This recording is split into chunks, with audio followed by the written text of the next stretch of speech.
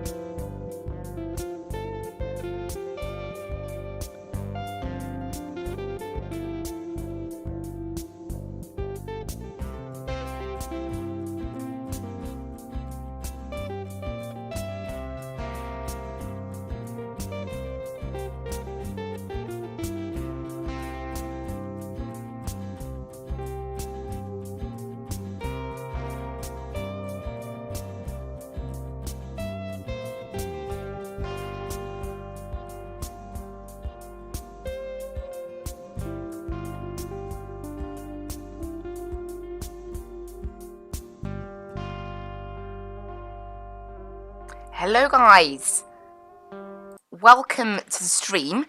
We'll keep our fingers crossed today, please. FSX be nice to us. We're not having any crashes today, I hope. If we do, I will have to try and sort something out. I have a feeling it's the Dublin or Sofia scenery I installed. But I don't know. I watched back the crash that happened, obviously because I was streaming. The stream went up on YouTube, and I did watch. Because obviously it was still really a full stream. I mean, the position it crashed wasn't too bad. Annoying, but you still got a whole flight in.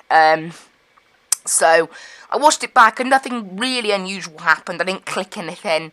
I didn't do anything with the throttles or anything with the plane I wouldn't normally. One thing to note, obviously, remember the ILS approach was also bugged, so I have no idea what happened, but I had a look at the scenery and it didn't mention anything about changing ILS frequencies, and I had a look to see if the default Verona scenery was any good, and unfortunately it was just a little GA airfield, so you do need scenery for Verona, but oh wow. We're here on the ground Heathrow. We actually have ground online, so let's jump inside our lovely 777-200LR that will be taking us down to Barcelona this morning, so should be pretty good. I'm gonna hope. Also, FSYPC was reporting the memory, but I wasn't showing it. So when it reports the memory, I found the memory seems to go down more than it would. So maybe it did run out of memory. I don't know. Maybe that was just me looking at the numbers and thinking, or maybe it does go down quicker. I don't really know that for certain. But anyway. There's a number of things that could have caused that crash. At the moment, my opinion on that crash is that it was just a typical random little oopsie from the game, and that it won't happen again, or it's very rare. However, if it happens again today, then I will need to worry a little bit more. So we'll have to wait and see on that. I'm just bringing up the SimBrief downloaders. I haven't actually been able to... I haven't got it up yet. I always forget, because I only use it for this plane, so it's not part of my normal setup. So I'll just make sure, there we go. I'll make sure it's got, because obviously in this plane you need to do, it's quite a good idea to do all of your setting up through ACARS that's built into the plane. So it's just a good way of doing things. So what I want to do, I want to go ahead and turn on the ADIRU. Get seatbelts. Why are they not making sound? Have we not got sound? Okay, we haven't got sound, guys, so this is something these PMDG planes sometimes do. What I've got to do is load in a default plane and then load in a PMDG, and it should then work. Ugh. Honestly, I'll tell you guys how annoying PMDG planes can be. Just honestly, I do wonder sometimes. Anyway, well, that's a shame. I only just noticed then, but none of the buttons were making any sound, and they should have been, so yeah, we'll just sort that out. I am also going to actually run through the settings because I've never used this livery before. Obviously, I've been using the freighter, so I'll run through the settings, just making sure things like the alarm bell cancel are working and whatever, because there are sometimes that can happen. I just want to make sure that they are working. Actually, I'll disconnect from the Vatsim network. I don't want to be a pain to people spawning in and out. But yeah, it is one of those things. It's a little bit of a pain. How about I say that? It's a little bit of a pain. But yeah, I don't know. PMDG aircraft, I have always had issues with them. The 737, I used to have a lot of issues with. I emailed their support. They got back to me with no real info other than try like moving your camera around if the buttons stop and things. And weirdly, since that email, nothing's ever gone wrong, despite the fact that I didn't do anything, so it was a little bit strange. It does appear the PMDG 777 is working. And we have sound. Perfect. Okay. Oh, honestly. Today's not going well so far, is it? For the flight sim. And yesterday didn't go well either, but oh well. Right. Emergency lights on. There you go. There's the sound I wish to hear. We didn't hear that last time, did we? I was wondering why it was silent. And we'll get the ADIRU on.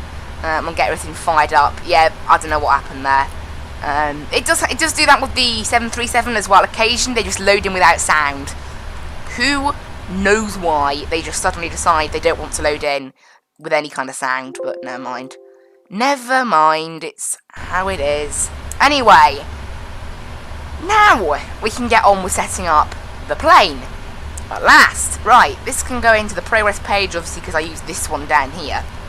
And I will run through, before we set up anything, I will make sure this is aligning, because it's what takes the longest. Only 7.5 minutes, so not too long. It normally takes a little bit longer than that, so that's pretty good. And we're just going to run through the options. You can see the startup state is accurate, 777 long. But it's this stuff that I want to make sure is correct.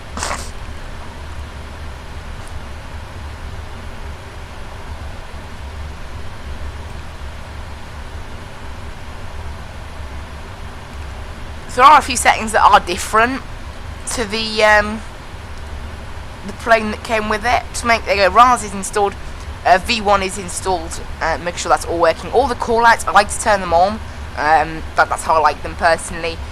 And here you go, this is the main one, resettable silent. Make sure that says yes. If it doesn't say yes, you're in for trouble. And the rest of it, oh yeah, company cost index is 90 here at Fly UK, so we'll just go ahead and change that. And there we go. That's everything ready to go then. On here, this can just go back into FS Actions, and we can start planning the fuel load for today's flight, and then we'll go ahead and request clearance from ground on 1217. There we go. 121.7, and we have got an ATIS online. I'll just grab the text version of that, so I much prefer listening to the text ATISes. Oh, it also appears we are running in pounds. That's also very important that we change. Obviously we want to be measuring in kilos, don't we? We have to measure in kilos, very important. It's not PMDG setup, it's under aircraft and then displays maybe. There we go, kilograms. Obviously, if our weights are in the wrong one, we're going to end up taking off with not enough fuel. That's a little bit a problem. So there we go, we're 9 kilos, and we are taking 19,248 on the fuel. 19,248. There you go, 13.2%, so not a lot. We've got a camp. Oh, we have got a nice cabin in here. I like the engine view personally. It's just called something different, so I missed it. There we go. Right, engine view. Oh, this is a nice first class or business. I don't know what that is. It looks nice though, and we've got the nice crystal livery from Fly UK on this little bird as well. Anyway, yep. Let's go on with the actual planning of this flight then. Now I've got all the rubbish setting nonsense you have to do whenever flying a livery for the first time.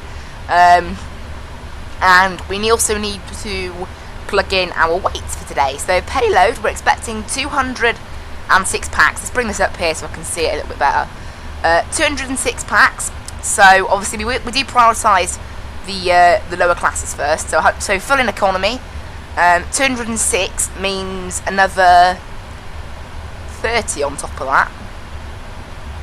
Yes. 34, I want to say.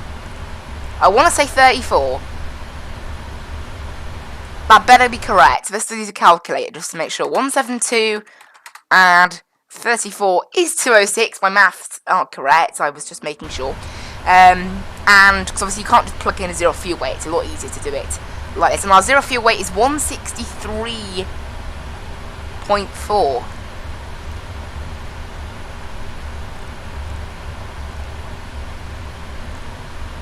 $163.4, that doesn't add up. Am I reading that wrong? That does not make any bit of sense. Our zero fuel weight is 163.4. Okay, Simbrief has clearly got this wrong, or we're using the wrong type of aircraft. What sort of aircraft does it think we're using? Does it know it's an LR? Because I think that might change things. It's marked as an ER on here. I just want to check. No, it is an LR. Ah, okay. That's my mistake. Not my mistake, it's Simbrief's mistake. Basically, when I plug in a flight from Fly UK, it puts in the aircraft type automatically. And I guess in this case, it's said we're an ER. We're not, we're an LR. Now, the LR, I don't think, does it weigh any more? I mean, I think the only difference, I thought, was that it had larger fuel tanks, but maybe it does change things. I don't know. It hasn't changed our flight time, but our weight, yeah, our weights are a lot higher. Oh, that's because we have more passengers now. We're actually full on the packs now. That's because I didn't change how many packs we had on board. That's my own fault as well. I need to change it to 205 because it goes back to auto when I swap it. 205. The maximum amount is 320 passengers. This only takes 234. So what does the ER take then? Does that only take 234? No, they have the same capacity. Okay, the ER and the LR have the same capacity. That's what's important for me to know. 206 and the cost index, because I swapped the aircraft again, needs to be plugged in. Perfect. And we can generate that again, and I should now get... I don't know, it might give me the same zero fuel weight then, but it's in kilos. So it's a bit odd, because Simbrief doesn't normally get it wrong. Our flight time has actually mildly changed today. But is our zero fuel weight different? Yes, our zero fuel weight is very different. So the LR must be heavier than the ER then. That's very important. So there we go. We need 3,200. Because at the moment our weights are cross with us. Our centre of gravity is now within normal regions. Only 40% loaded today, so not too heavy. That can go back. Okay, but honestly, what is wrong with Simbrief and just everything in general? We need to pre-file that on Vatsim again to make sure it knows we're the correct plane, because it would have filed the previous one as an ER, obviously, which we're not. We're an LR. So I'll make sure it gets a new one. There you go. Honestly, and our fuel number has changed slightly, but I think it's gone down. Nope, it's gone up. Okay, so by telling it it's an LR, it does also change how much fuel we need.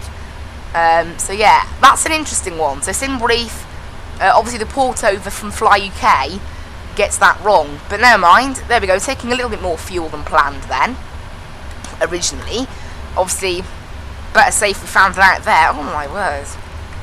Right, and we're heading from Heathrow to Level, Barcelona. It has taken us a little bit of time to get started today. We're 15 minutes in, and I haven't even started loading yet. So that's because of this faff we've had to sort out. 206 passengers, British Airways. My apologies, guys, for all this faff we've had to deal with, but hopefully it's all good. I have to make sure we arm all the doors as well afterwards. I can't believe that. Anyway, right now, let's go ahead and request clearance. We have information Bravo, departing runway 27 right. So information Bravo, we're at stand 238. Nothing too interesting on there. 18 degrees. It's a bit rainy. I think it was raining, wasn't it, when we spawned in? Oh, it stopped raining now. Nice. I'll just spawn it in now. Yeah, the winds are, there you go, fewer 2,400 feet, broken 2,900. It's quite hard to read in text format. It's better to listen to, really, but because VPilot breaks up the lines in weird places and it just makes it look odd. It doesn't really give you a proper meta, it just gives you a weird line of text that's like, basically it splits the text lines in places it shouldn't. But anyway, that's no matter. QNH count is 1009er, so I'll just make sure that's set. Perfect. Right, we can go ahead and request clearance now then. I believe my audio is working okay. Yeah, it's working fine, so it should work with Vatsim as well. So without further ado then, let's go ahead and request clearance. Good morning, Heathrow ground. Skyways 105 heavy, with you stand 238 with information Bravo, type 777 200 LR. Request clearance to Barcelona, please. Skies 105 Heathrow ground, good morning. You cleared Barcelona. Max it 1 Foxtrot departure, score 7254. Cleared to Barcelona on the Max it 1 Foxtrot departure, squawk 7254 for Skyways 105. Skyways 105, correct. Okay, there we go. 7254. There we go. We're now squawking 7254. And we can go ahead and set our route. We've been given the departure we wanted out of Heathrow. It's only ground online, so we're not going to have any further ATC after this, but never mind. No matter. We'll activate traffic. Actually, no, we won't do that. Actually, no, whoa, we've taken so long, the IRSs have already aligned. That's how long we've actually taken. Right, we'll load the route and get everything set up then while GSX is loading. Auto brakes to the RTO, because why not? Honestly, we are quite behind today, I must say. Never mind, that's just how it is, isn't it? There's our route. It's been plugged in. We'll just check it's correct. So heading to Maxit, Mid-Sitet, Pumal, all the airways looking correct. Right, activate that then. And we are departing on runway 27 right, I believe. 27 right for the Foxtrot. Yeah, 27 right we're going to be using today, which is actually on the other side of the airfield to us, so it might be a bit of a lengthy taxi. 27 right, Max it 1 Foxtrot, arrive, departure there, and execute that. We're going to do the perf in it now, so reserves are looking good. 0 fuel weight, 1776. Is that correct? I think that's correct. 1776. It is correct. So what we can do is accept this. We'll accept it, and then what we're going to do is change the cruise level. We're cruising at 350 today.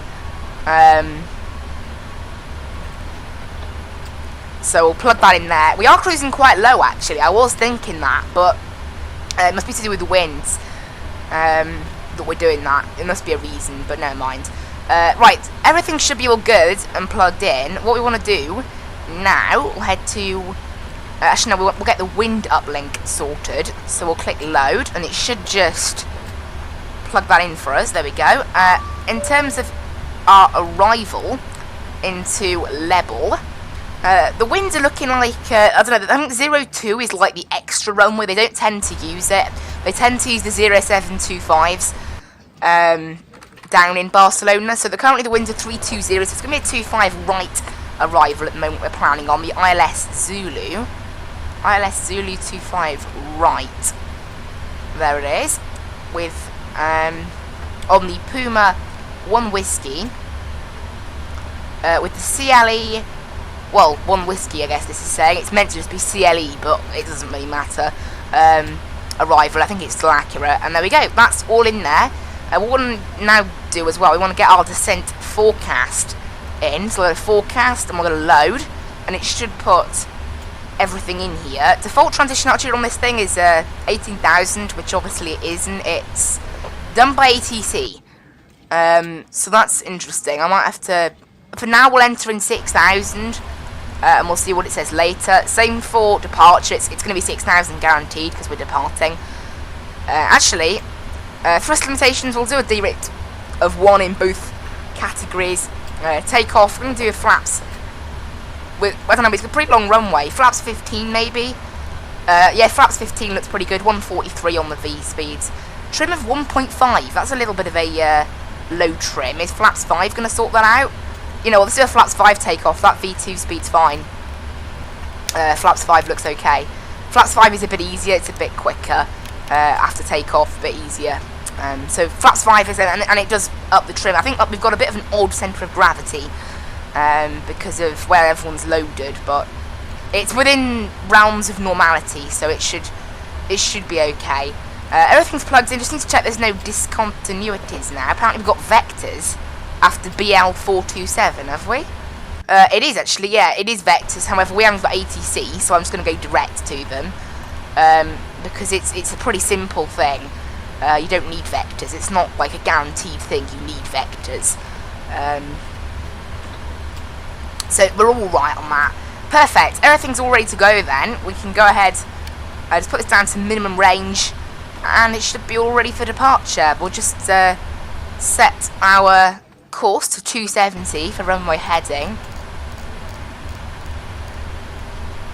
And this can go up to 6,000, which is our initial climb. Actually, no, never mind. We're not going to have an ATC after departure, so right up to 350.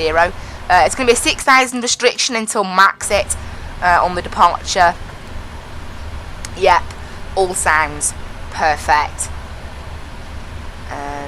Yeah, all fine. Everything's all ready to go. We just need to wait now for GSX to finish loading us up. I don't know how far they're into that. Have they finished? Looks like they finished cargo loading.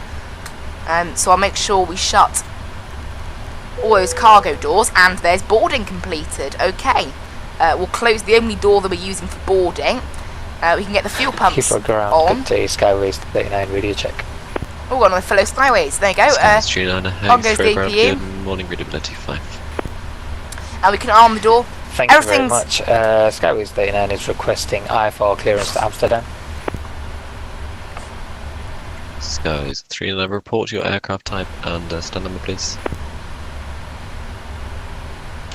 Aircraft type is a 788, that's 787-8, stand 555.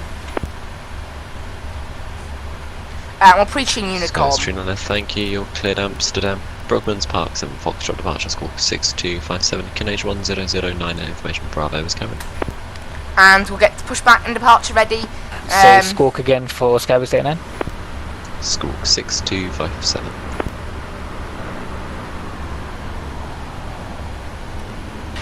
Cleared to Amsterdam via Brookman Park 7 Foxtrot departure. Current information is Bravo, and squawk 6257 for Skyways 39. We can start the Skyways 39, correct on the QNH 1009. 1009 Skyways 39. There we go, on everything goes then, everything's all looking good. Is the APU fired up and running? It is. That means we can go ahead and turn off the external power. So we can get rid of everything on the ground. And that leaves us ready for departure. We're a little bit, actually, never mind, we're only 25 minutes into the stream, not bad. And we'll start squawking and we can go ahead and ask for a pushback. Skyways 105, request push and start, stand 238. Skies 105, stand 238, push and start is approved, face south. Push and start approved, face south, Skyways 105. Alright, we have been cleared. It's going to have to be a left, obviously. You can't go anywhere else. Because there's a massive wall behind us. All engines clear. Start at will. Alright, okay. And let it start up. The engine should just start up. Normally checklist, actually. That was my fault. We should have... I need to override this. Oh, I wish the brakes wouldn't keep applying during pushback. It drives me nuts. Right, we've done all this. Passenger signs are turned on, aren't they? There we go. Takeoff speeds are set. We need to set the trim, actually, to 1.75. That's the world's lowest trim, honestly.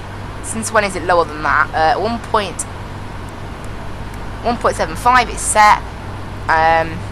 Actually, we need to get our lights on, don't we? Our nav lights should have already been on. Beacon lights can now come on, and our strobe lights. We'll also get them on. There we go. Normal. Before taxi check, this is nothing big, so we can get that turned on. 688 Alpha Airbus 320 stand 507 with PDC for push and start.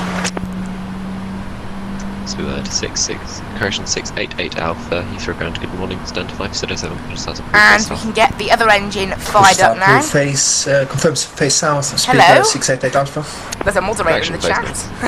Thank you, face north, speed 688 so yeah, the engines are all firing themselves up. Have a little look outside, looks quite nice.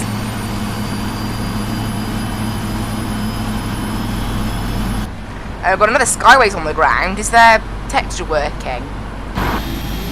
They've loaded in as a Fly 2 incorrectly. They're meant to be a 788, but never mind. They've loaded in as the wrong texture, but never mind. Yeah, pretty cool. The engines aren't quite fired up yet, so I'll wait on the APU. Yeah, and hopefully we don't have a sim crash today. Honestly, I get like that with sim crashes. That I don't know if I don't know the cause of a sim crash, like instantly just get nervous thinking it's going to happen again constantly. Engines are started good, GSX. We've set flaps 5, which means we're all ready for departure. Engines are now safely started, so we can turn off our APU. And why are these guys off? Oh, it's probably because they're not fully... The packs are automatic, obviously. And it's probably because they're not fully started up yet. And we should, if I click checklist, we should already be good for before takeoff. Set. And there we go. We are ready for departure. Tow truck disconnected. Bypass pin removed. Just gonna check Rars Professional to make sure it's working. It seems to be a bit old actually, but there we go. Everything's all ready to go then. Weather. Oh, weather. We need weather and turbulence. Let's turn that on.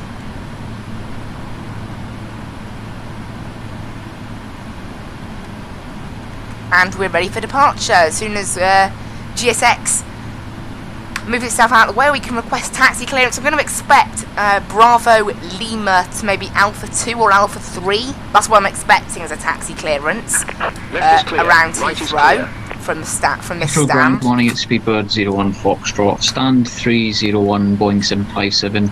Ready, copy, departure clearance. Speedbird 10 Foxtrot, Heathrow ground, good morning. Maximum flight level is 250.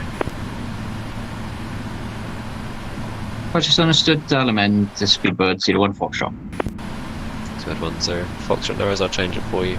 You cleared Paris, max at 1 Foxtrot, departure squawk 7250, inclination 1009 at information Bravo, Karen. I just checked that did I change the transition altitude to 6,000? I didn't, let's do that now. Cleared Paris Orly on a Maxi 1 Foxtrot, departure squawk 7250, and say again the QNH. QNH 1009. QNH 1009, Speedbird 01 Foxtrot. Skyways 105, request taxi. Skies 105, taxi Kilo, left Bravo, hold Titan.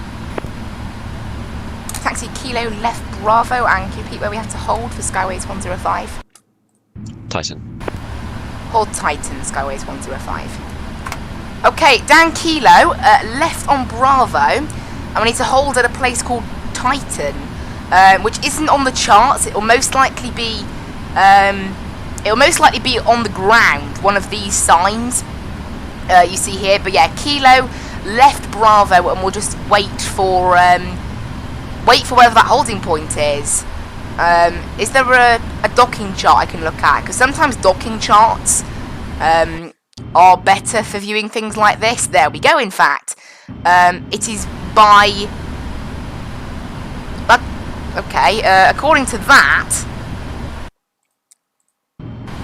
there you go, Titan. Okay, Titan is very close to link 21 on Bravo and Alpha. That's where it is. Okay. Well, that's the whole way round the airport we're going then, pretty much. It's by link 21, that's where it is. So that's where we're going to have to hold. It's pretty much the whole way around the airfield then. So we can go a little bit further yet. We'll get our taxi lights on as we leave the apron. We'll just take a little left here. All stations Heathrow ground closing in 3 minutes. Rip. Heathrow ground's closing in 3 minutes. It's just told us the cabin's ready. I've never received that alert before. Oh, that's because I've never flown the freighter, that's why. That's me just being silly. I've never actually flown... I've only ever flown the freighter, that's why. Closing in 3 minutes. It's closing at 9 o'clock. Or 8 Zulu. They've only been online like an hour then. Not long. It's pretty busy, so it's only an hour. Yeah, so down Lima, it's going to be... Yeah, this is Bravo. We're going to take a left. Yeah, normally I'd do a left on Lima, but I guess we're just going all the way down Bravo for today. And then on to Link 21, and then Alpha, and then maybe to Alpha 3, I suspect. For today, I love this UK 2000 Heathrow. It's really nice. Gotta say, really nice. We're just going to follow Bravo along, so it's going to be a left here, which is the continuation of Bravo. And Speedbird 688 Alpha request taxi. Speedbird 688 Alpha taxi via Alpha hold short echo. Taxi Alpha hold short of Echo, Speedbird 688 Alpha. Heathrow ground, good morning, Virgin 526, just landed, request taxi to the plane. Version 526 Heathrow ground, good morning. Taxi stand tree 190 via Echo, link 36 and Foxtrot. Right, there you go, taxiing down Bravo at the moment. We're not quite at the holding point yet. Echo, link 36, Foxtrot, speedbird, Virgin 526. Skies 105, no further ATC, monitor Unicom 122.8, goodbye. 122.8, thanks for ATC this morning for Skyways 105. Alright, over to Unicom then. Got no further ATC for today, so we can go ahead and get ourselves set up for takeoff. Once we get a little bit closer. Taxi all down Bravo for now.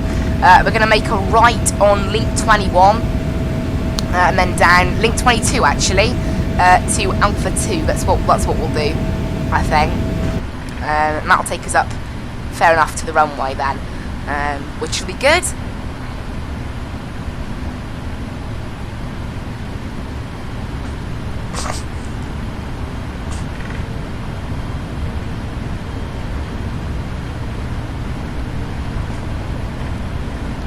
So yeah, I don't know, the FPS is never the best in Heathrow because of the high density scenery and the fact that you often have a good few planes on the ground, but there we go, never mind. In terms of FPS, I think this plane is pretty good, it's pretty average. Right, on Link 21 then, this is where we were meant to hold. What was it, Titan, I think, yeah, Titan, you can see there on the ground. That's where we were meant to hold. So we're taxi down here. Then we're going to make a left. We could go down Alpha and then Alpha 3, but Alpha 2 puts us straight on the runway, so I'd rather do that, really. Which is a left on Link 22, which is here. And then we'll head directly onto the runway, onto the Maxit 1 Foxtrot departure for today. Right, we can get everything set up for takeoff now. So all the lights can come on, and the taxi lights can come off. Alright, everything is all ready. No error. No errors down there. We'll just do a quick recall before we roll up. All fine. Yeah, no ATC today, unfortunately. No Euro control, nothing like that. At the moment, it's looking like we're going to be Unicom all the way to Barcelona. But never mind. We got some down in Heathrow. It's better than nothing, so there we go. We'll taxi ourselves onto the runway. Just check no one's approaching. They're not. So we're all okay. We're all fine. Approaching 27 right. There's Vraz Professional. Actually, the crash could have been caused by RIAS Professional, because it never said approaching Verona. It never said approaching 04, did it? I'm wondering if maybe that caused it. I might turn it off, you know, if that is what causes it. 7 right. Because I noticed at some airports, with the scenery, it doesn't recognise there's a runway there, so maybe that's what it is. Easy 72 Bravo Foxtrot, taking off runway 27 left. Sorry, 26 left.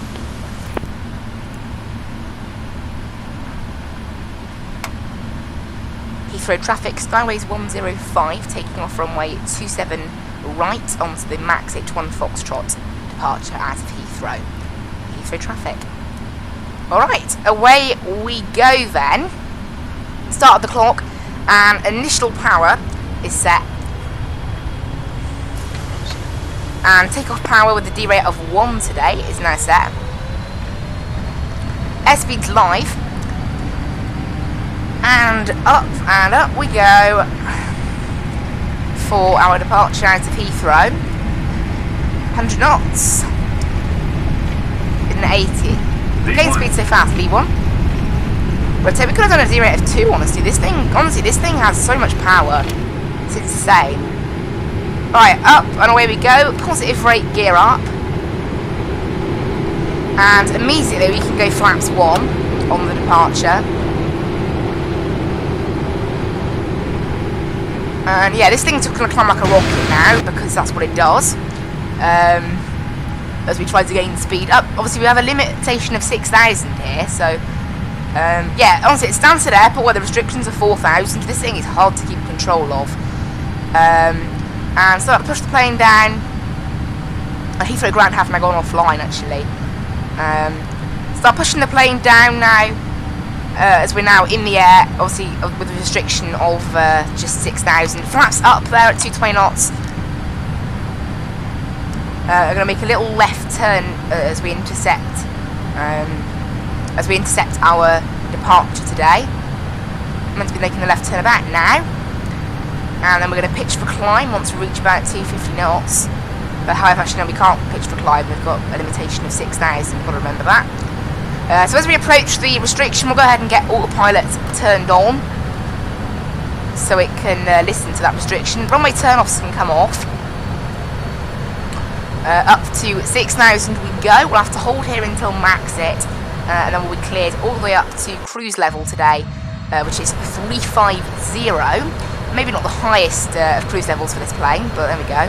This thing is going to gain a little bit of speed actually. It does like doing that, gaining a little bit too much, like an extra sort of 5 knots on 250 knots as we start to level out, because this thing has an immense amount of power, honestly. But we're going to hold here until max it. It's not a particularly long journey to max it, so we should be okay. Obviously no ATC now at least. There's that lovely crystal livery. I love the look of that.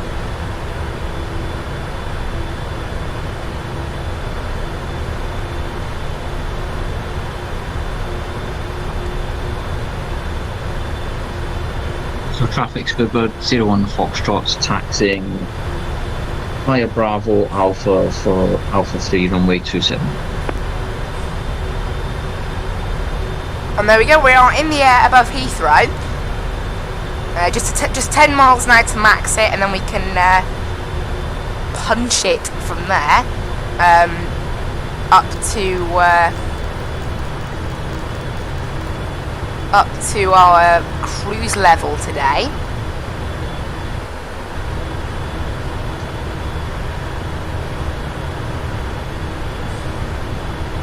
It should take us about an hour and 35 minutes, the flight today, that's the plan. An hour and 32 actually, yeah, hour and 32 is currently the plan for the length of flight today. I don't know how long it'll end up being, but yeah. Whoa, it's quite cloudy outside, not too bad.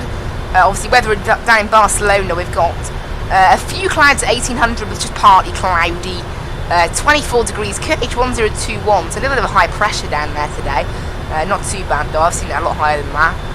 We're in the middle of the clouds now, pretty much. Those clouds look a little bit angry to me, but they just faded out of nowhere, so not too bad, I guess. And this can go up to 40 nautical mile. Actually, we can put up to 80 nautical mile range now No, I'm going to wait. I'll wait until we pass max it before I start putting up the range. We're still quite close.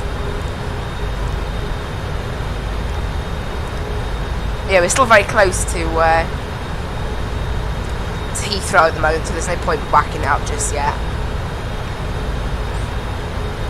Apparently we can reach our top of climb in 10 minutes from 6,000. I'm not sure if I believe our plane about that, but... also, why is it doing a step...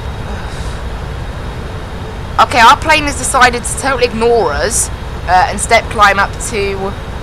I didn't want it to do that. It's decided to step climb up to... I shouldn't have accepted it. Honestly, why does it think? Alright, /350S. Tell the plane I do not want to be at 4-1. It's because it might have auto step climbs turned on. In the case that it does have them turned on, which it appears to, because it is very set on climbing the above, I'll just make sure I can try and... Can I turn them off?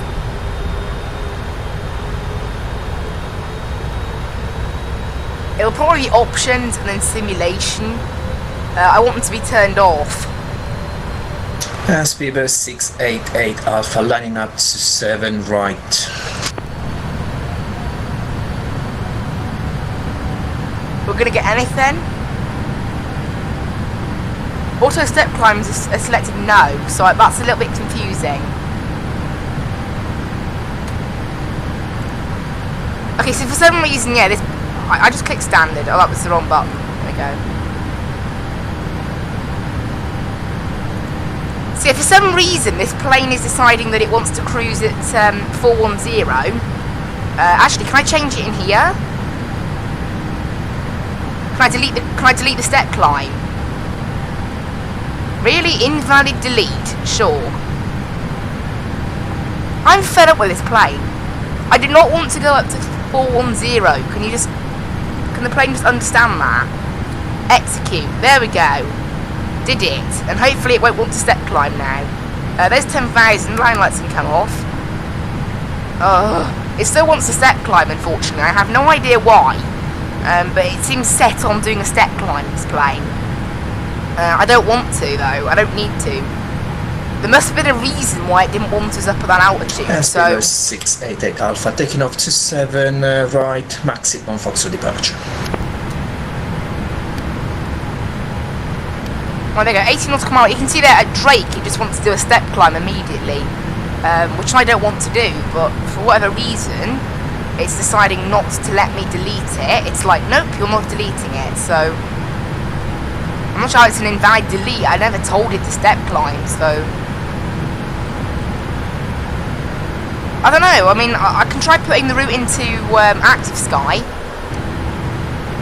Oh, in fact, it already has put the route into Active Sky.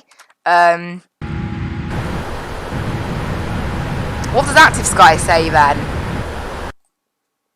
If I look at flight plan. If I look at briefing, it says, your selected flight level has the best winds. Yeah, so that's probably the reason for cruising at 350 is the wind. But for some reason, this plane doesn't want to be hearing any of it.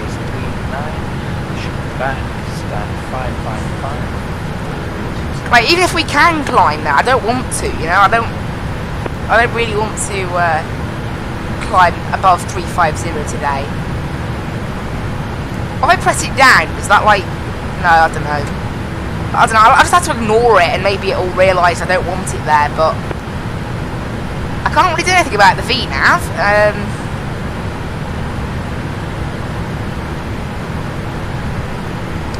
I don't know what to do about that. Or we could just climb to 410. Actually, I'll try putting it into Active Sky now. And Active Sky will tell me whether it is quicker or slower at 410. It will know. So if I click on flight plan now, briefing, it says it's okay actually. So let's have a look at flight plan.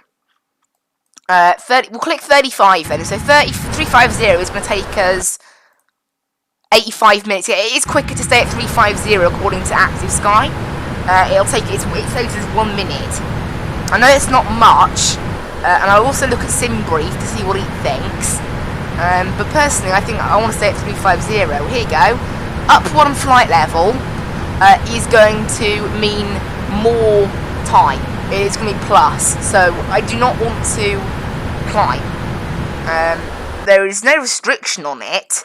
I think potentially if we wanted to go up to 410 we could, but I don't want to. By the looks of it, it is going to be quicker for us to stay at 350. We can turn off the seatbelt signs now. Let everyone back there move about if they want to. It's weird though, because it must be because I accepted the plane's performance in it, even though I changed it. Maybe that's what it is. So next time I just won't do that. Next time I'll reject it to make sure it knows I don't want to be step climbing. What if I put it right at the end of the route? Will that make it understand? Like say Narak, are all the waypoints before Narak going to be put in as that? Yay! Okay, this plane now knows that I want to be at 350 the whole way. But if I delete that, will it then just cut it? That's what I want to know. And just go up to 410 anyway. Yeah, so yeah, I need to put in basically at Narak, I'll put in 350S, which is before our descent safely. It's just so it knows what does our ETA change? It adds like 1 minute apparently. No, it doesn't change much. Okay, but then basically that means it then knows it has to stay at 350 the whole way.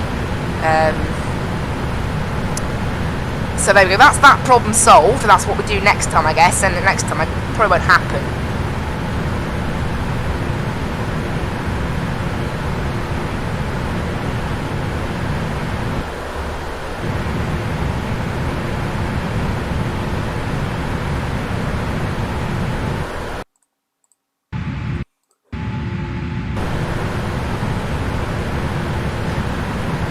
Right, we've got 7,000 feet left to go until cruise. This thing is going to go into max speed mode at 819. Okay.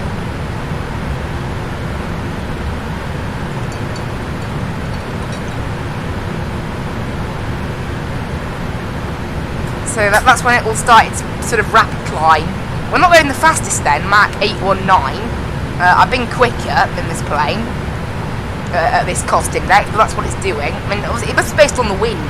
But if Active Sky thinks it is quicker to stay at 350, obviously Active Sky is the program that really knows its stuff when it comes to weather. It is the entire point of that program, after all. I mean, if Active Sky didn't know anything about weather, I'd be quite worried. Because that's what you pay for when you buy Active Sky. You pay for the weather. I'm just going to make sure FSUI PC...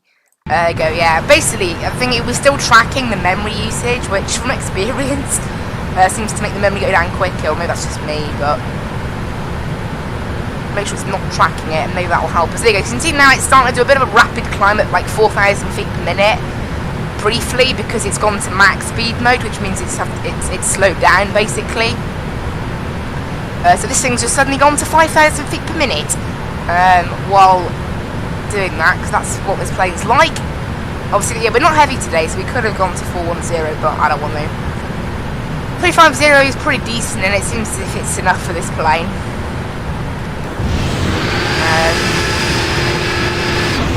And there you go, we're actually above the English Channel, and despite the restriction out of Heathrow, we've been pretty quick to get up to 350, that's what this plane's like, isn't it? We might be descending a little bit early, depends on, it's a bit of an odd transit. It's one of those really like sort of you loop round, basically you like sort of go in a pattern. Eurocontrol South just came online on 13555. That doesn't cover, no, that doesn't cover us unfortunately. That's a shame. That only covers that covers like Greece and Italy and Turkey. So no Eurocontrol for us. Well, something like Eurocontrol would be nice today, but no luck. And there you go, we're up at 35,000. Flight time today estimating an hour and 32 minutes. And we're due to Barcelona, the plane is saying, in an hour and 23. So those times don't exactly add up, but with how long we've been going. But yeah, estimated an hour and 32. And hopefully it doesn't crash today, unlike yesterday, on final approach. That wasn't nice. We can set our approach speed as well in there. But yeah, no crashes today, please.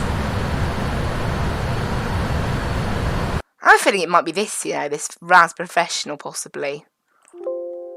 Because I don't think I ever called out the runway. So I might turn it off if it crashes again, but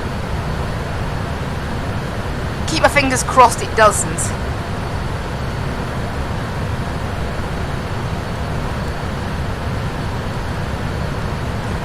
Obviously.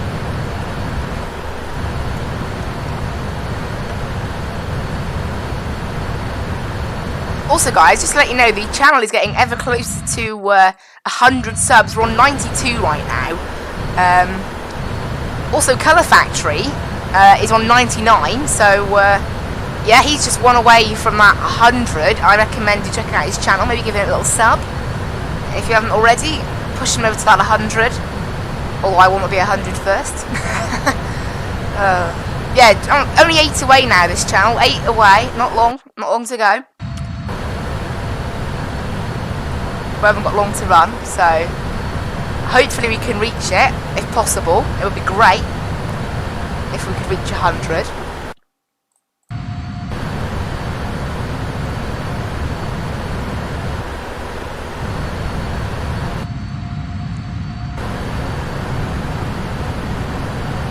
Yeah, so we're going to be quite a while at cruise here. It's not telling us how long until our descent because there's a step climb that we plugged in. Maybe because we're already at cruise. Can I delete the step climb?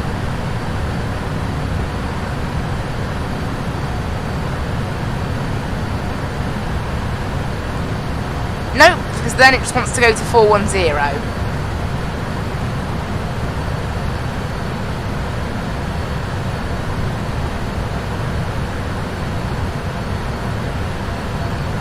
I put one in an LGL. Will that solve problems rather than having to do it later on in the route and then I can view my top of descent quicker? There, that's better. Alright, we'll do that then.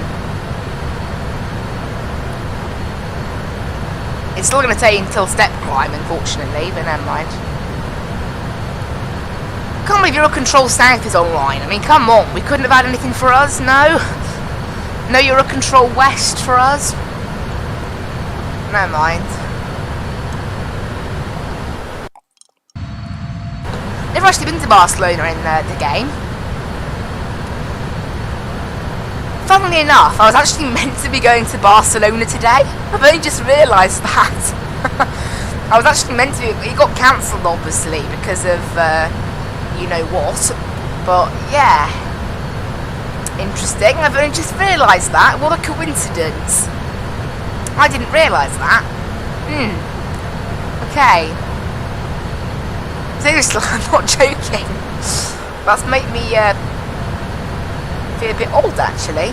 Right, let's go our minimum set to 246, which is 236 feet above the ground. So 246 on the minimums.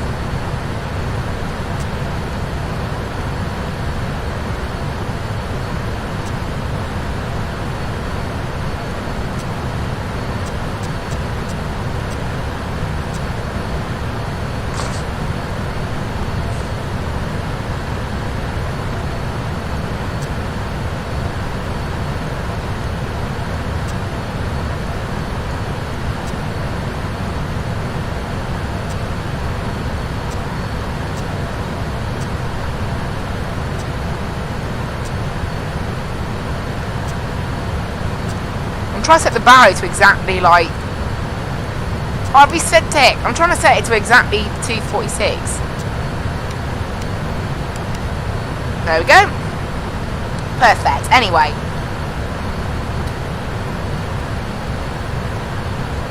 Hopefully it doesn't mess up the Hopefully it doesn't mess up the ILS frequency tuning today. I think we'll be okay. Honestly, it must have been the scenery. I have got some scenery installed for Barcelona as well, but it's made by Ray Smith. He leaves them all in RS, and I got quite a few from him. He makes some alright sceneries. They're never in the right place though. He doesn't move them, but there's some alright sceneries. They're the newest, pretty much, often. So they're up to date. I think as well. I think the Barcelona scenery is actually one of the few airports that's in the correct place to start with. So that's quite nice. In terms of planes incoming incoming to Barcelona, we have got a plane that's just departed Manchester. However, yeah, that's just departed Manchester, so it's currently at actually it's currently on the ground in Manchester. I think it has literally the second taken off. It's at an altitude of 264, but considering it's obviously in Manchester and we're already over France, we'll definitely be there well before it. So there we go.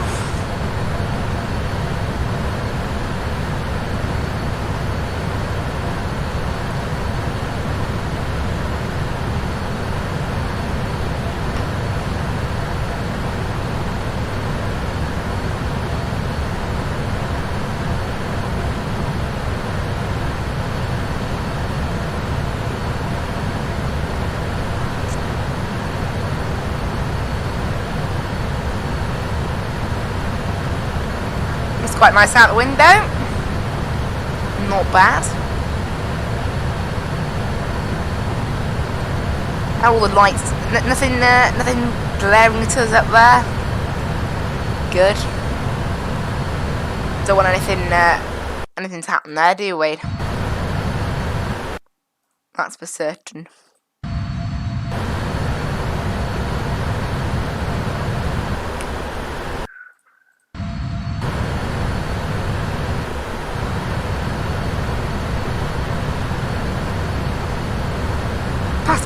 Past DV out before heading to LG out. What is it with all these VORs? DVR is some French name I can't pronounce, and LGL is also another French name I can't pronounce, so I'm not going to try because it will go wrong. There's no more VORs on our route today. Actually, let's check our arrival as well, just to make sure it's correct in terms of restrictions and the like, because I haven't done that yet. So we've got our initial sort of approach, which is from Pumal. We need to be below 250 until we head until 35 miles out from the Calais VOR, and then it is the next waypoint should be 10 miles from it, and at that point, okay, that's this waypoint here then. We need to be at 250 knots and flight level 110. So the restrictions are wrong there. And then from there, we need to pass the Calais VOR, and that puts us onto our transition then. So that, yeah, the way it works at Barcelona is a very short star, and then the rest of it is all just normal. The rest of it's a bit different. So then from CLE, where we need to be below 100 and above 70, we've got no restriction at the next waypoint apart from 220 knots, and then we start into this sort of spiral almost round the airport. So I'll just check the restrictions are correct. Yep. So this whole stretch are max 8,000, minimum 4,600. And then it would be vectors in real life to BL423, but since they're level with each other, and we're most likely not going to have any ATC, I'll just go direct. Max 200 knots apparently according to this plane, but there's no restriction mentioned. Actually, there is a little 1. What does the 1 mean? That might mean 200 knots or something. I need to know at least. I always wonder why they put that. There's a 1 over it. There we go. Do not turn to final approach without ATC clearance. Now, obviously, that's kind of, we don't have ATC, do we? But and then BL419. This is all on the start of the ILS, and then we start the ILS at Tebla. I don't know why this thing thinks we should be at 200 knots. That's a little bit optimistic, I think. 2,300 feet it starts at. And that's all good then, that's all correct. So the restrictions, there were a few little things that weren't correct, but mostly, they're mostly all good. Transition altitude is 6,000, we haven't got a level, so what I set at 6,000 at the moment is correct. And it's going to go up to 80 nautical mile, and we can just continue along our route. It's one of those flights, the way flights, honestly, I think it must be because there's so many flights from the UK to Spain. There are a number of waypoints like UN 859 is probably the main one, and you literally just cruise along it in a straight line all across France. It's got to be like my most travelled airway. And we're on it for the whole flight, because we use it for flights to Mallorca, Ibiza, Menorca, Reyes, Barcelona, all of those flights use it for this airway, this one airway. And there are no long gaps between waypoints on it, really. The longest gap today is 73 miles, I think. It's not long. At least right now, we've got tons of them. Also, once we pass Algiers, I should be able to view how long it is until my top of descent, so I can just check it. Obviously, given all the restrictions, we might have a bit of an early top of descent, because we need to be below flight level 250 at Pumal. Pumal, I don't know. But yeah, there is that.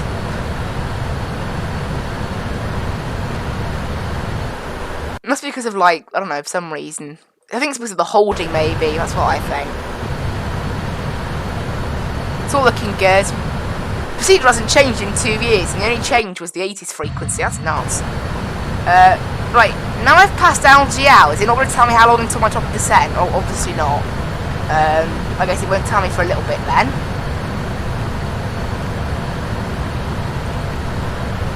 Can I view on the VNav page where my top of descent is? They're not going to tell me where my top of descent is. Oh well, I guess I'll just have to wait for that.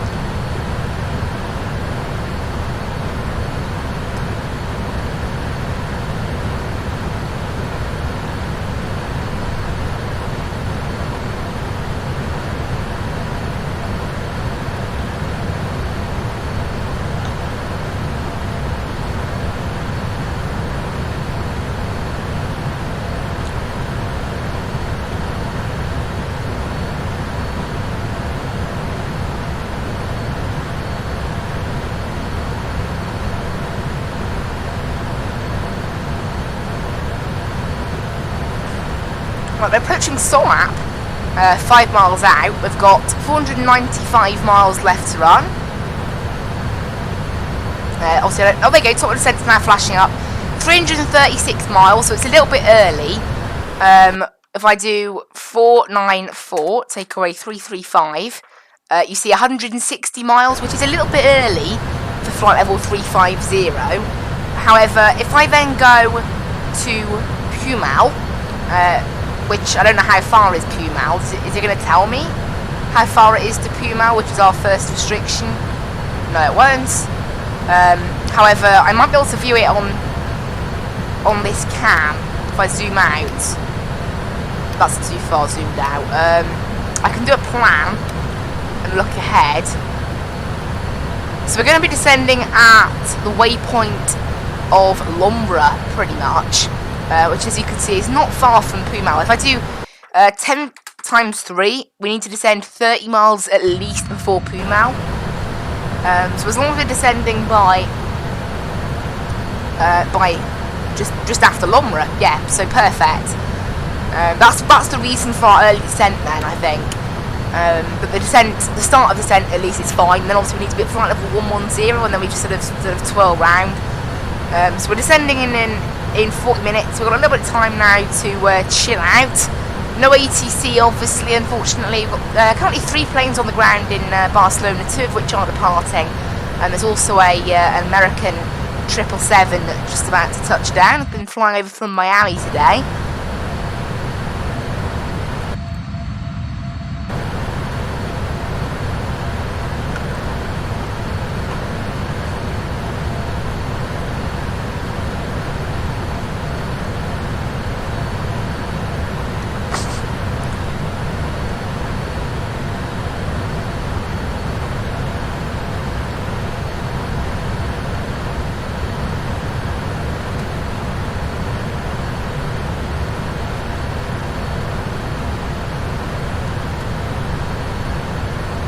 Also, I'm waiting for a long event in 2 weeks' time. Like, it's because it's now been, by the time we get to 2 weeks' time, it will have been 4 weeks since I did a long event. And they're still not planning anything. Unfortunately, because of how it's worded out, they're on the wrong sort of days. Because there are some really nice long events, but just nothing massive, unfortunately. On the 18th, I'm looking. Oh, never mind. I'm just looking now. They've got a very long one. Bridge to South America. That looks interesting. That'll be an event over the pond.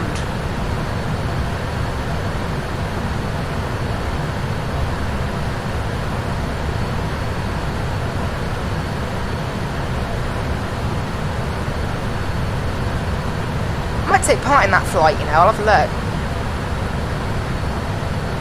Out of Lisbon as well. Okay. That looks pretty good. That'll be good in the 787 as well. We can do a... Did LATAM operate the 787? I don't know. I might try doing that then.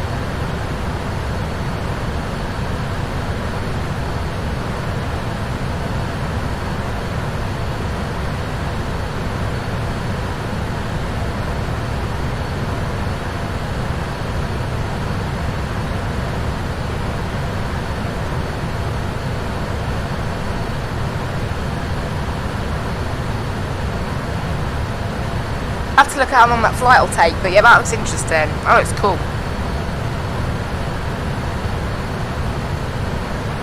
I'll have a look at that event. And I'm interested about Dubai. They don't seem to be doing any more of those. The next Dubai event is on the 11th of July when I can't make it. I have to do it in 2 weeks because obviously how my student schedule works and how I'm available to flight sim for a full day, but you know, obviously you can't do flight sim for a full day every day, can you?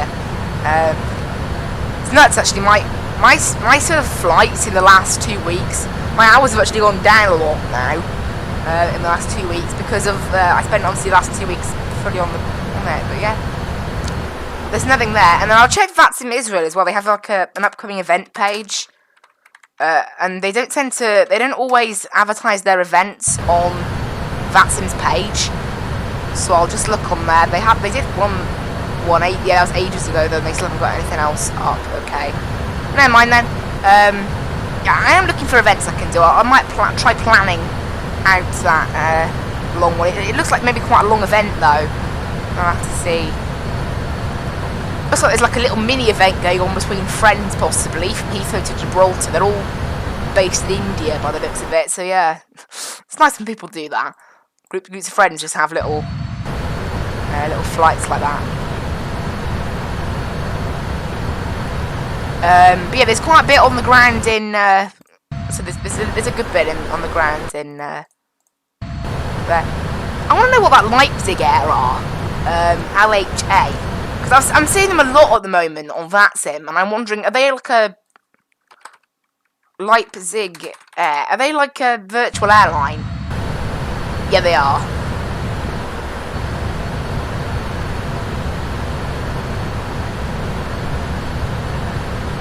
They're a virtual airline.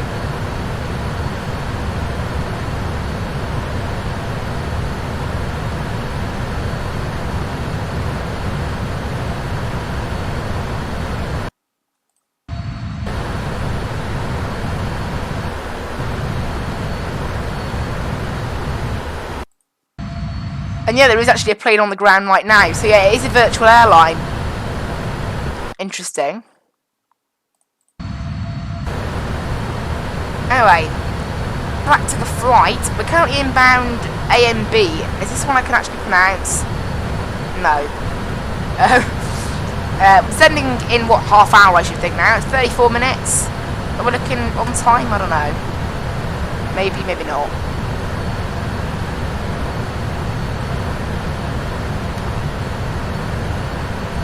We took off early, didn't we? Did we push back early? I'll have a look now. We actually pushed back quite early, actually, in the end. We pushed back about 25 minutes early, 24 minutes early, which is pretty good, really.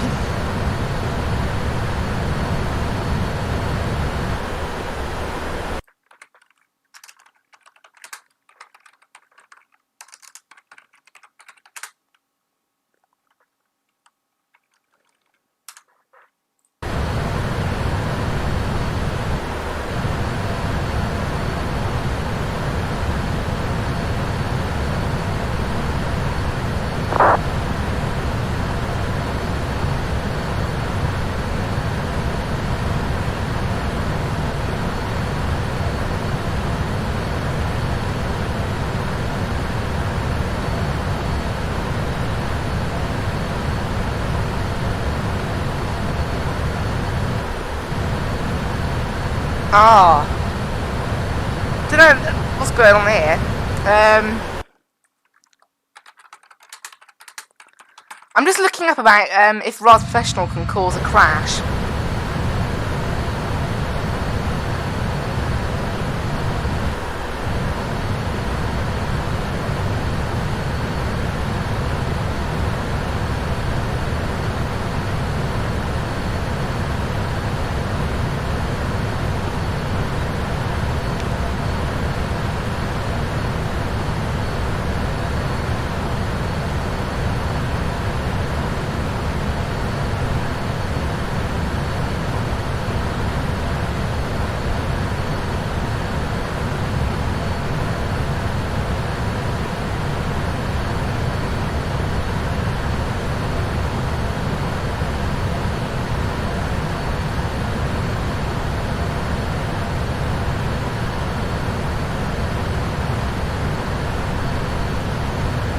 Okay, I think I found the issues.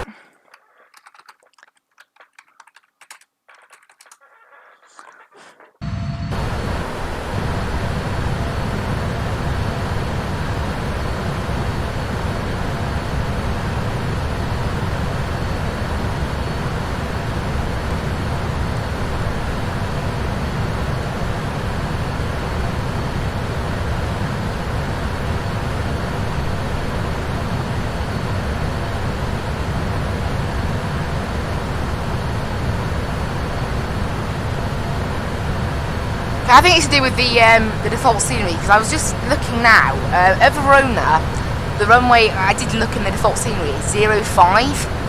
I'm just reading now, I can run make runways, which is what actually I think Pro ATC uses, but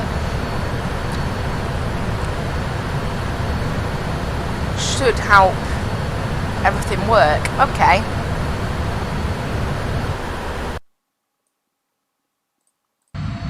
I don't think there's a sound file, basically. There's not maybe a sound file, and not finding the sound file might have caused a sim crash, is what I'm thinking. So, yeah. Maybe I found what caused that sim crash. Luckily, I don't think the bearings of the runway at Barcelona have changed. I don't believe. I'll just look up now.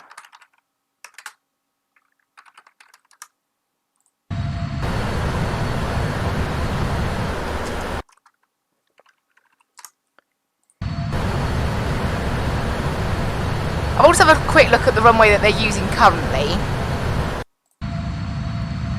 Because it's nuts. All the air traffic in Europe has not really gone back to normal yet.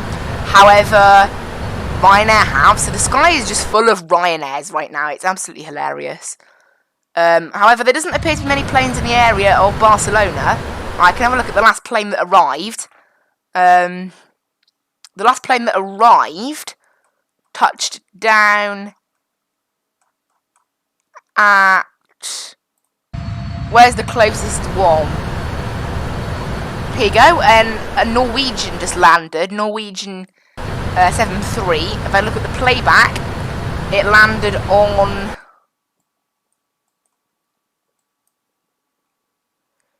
Oh, they used the... it used 02, I think. What's the weather right now down in Lebel, actually?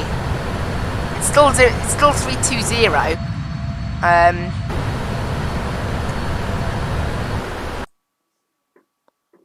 I'll have a look at a Ryanair that landed as well at a similar time.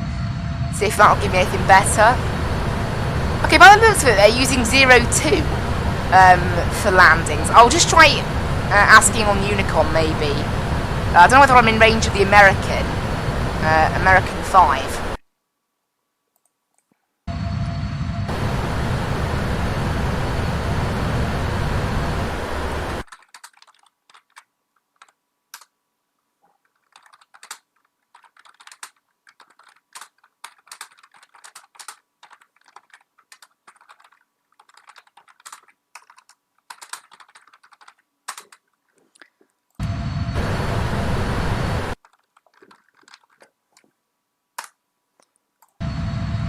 So yeah, there's an American plane literally, probably actually already touched down by now, unfortunately.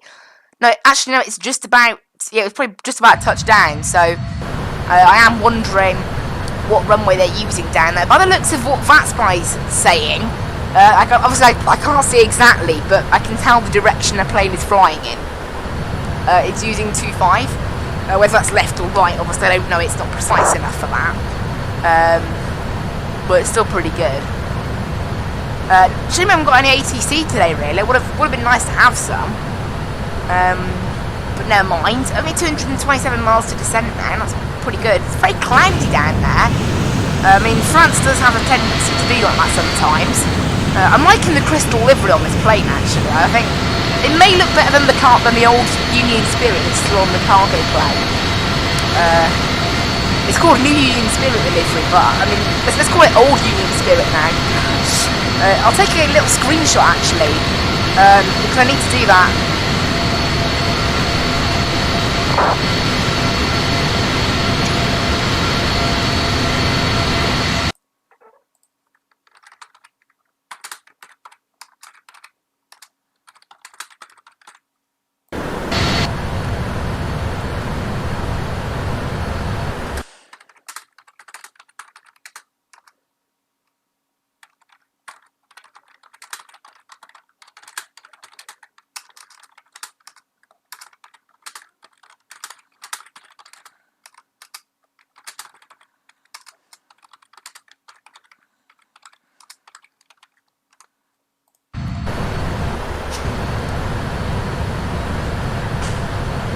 Okay, so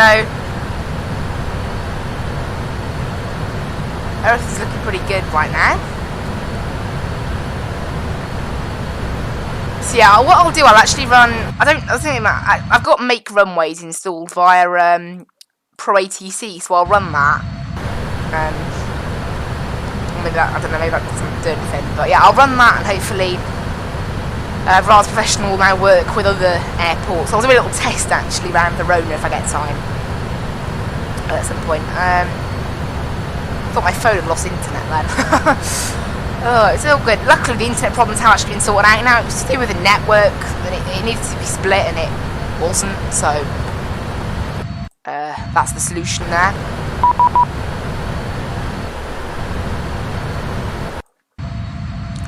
There's American 5 saying safe landing, so we don't get a crash. Scottish Control did literally just come online, so that was nice, but we're not in range. Actually, London West have come online, apparently. They just come offline. So there's no ATC over the UK, but yeah, currently, yeah, so planes have just touched down in the plane from... the plane from Manchester may have had a simulator crash or something because it was in the air and now it's not there at all. So I think that may have had a simulator crash. So we've got Barcelona to ourselves then. There's literally nothing heading for Barcelona once the Miami's landed, and then it has already landed, I believe. Yeah, so we have actually got Barcelona totally to ourselves. And there's no departures or anything, so no need to report on Unicom even about what we're doing.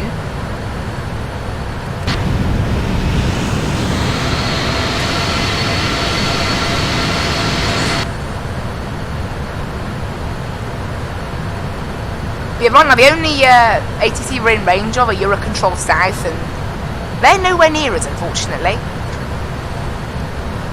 It's a bit of a shame. We haven't got any ATC, but, you know.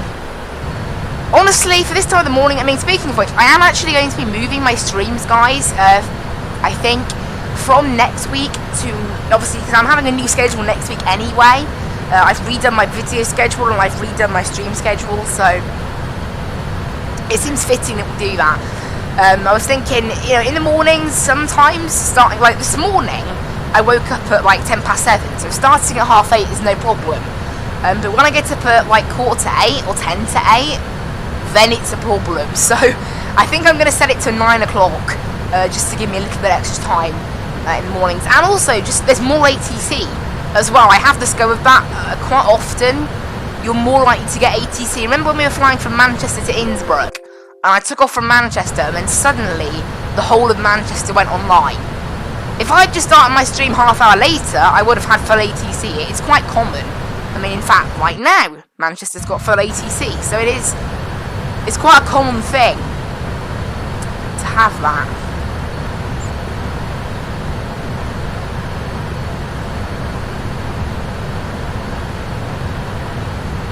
So yeah, and Scottish controls online too.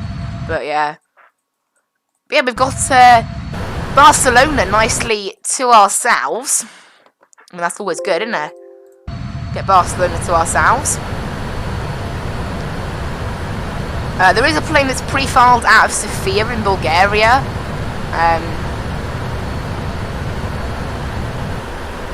But it's only pre-filed, and that's a very long flight as well. So it hasn't even left yet, or even spawned into the sim for that matter. It's only a pre-file. So there's no way that would be there before us. So I think even if it took off now, it would still get there before us. It's not even on the net. No, it would get there after us, and it's not even on the network. Looking at the weather for Barcelona, we should have some new weather. We do. Winds are now variable at 2 knots, but they're facing directly north, which make it actually easier for a 07 now. It's 11 away and 7 away, so it makes it easier, but because they're variable, it doesn't actually matter. They're directly straight ahead. We might get given a briefing by Active Sky. Sometimes it'll say what runways it recommends, but not always. What is it going to tell us? What it recommends?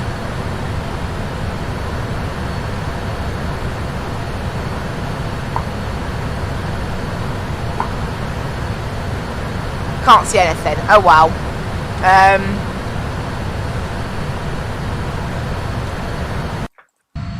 But yeah, I don't know. In terms of I don't know. I might switch to runway to 07. Is it going to be quicker for us as well if we switch to 07? That's the important thing. If it's going to save us time, then I would be persuaded to do a 07 left. But if it's not going to save us time, I'm not interested. Honestly. Actually, we can take a direct almost there with the SLL transition. That's still just as difficult though. So I think we're going to keep the 2.5s. Honestly, I'd rather keep the 2.5s.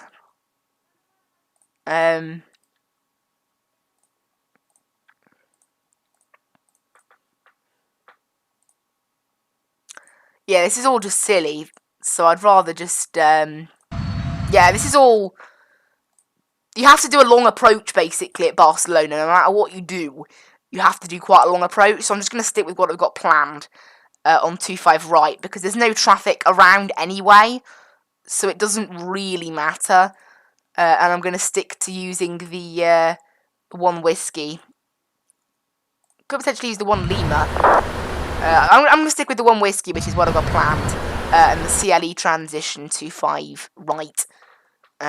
It's what we already had planned. It's what I've got onto the FMC. It's a lot easier for us to do that today, because we're quite close to Barcelona. The weather will probably change once we get down there in one more time. We're going to have some new weather in about 20 minutes, which is just short of descent.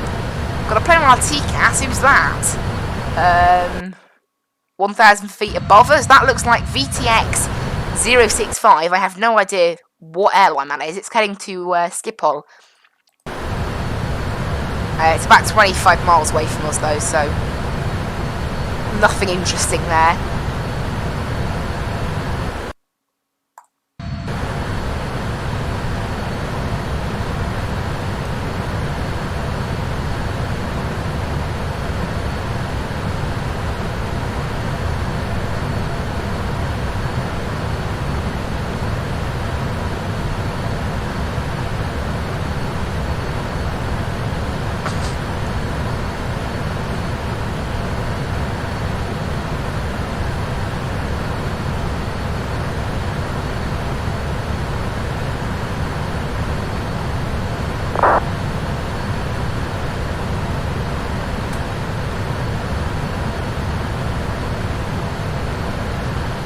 Disable this anyway. I might be able to disable it.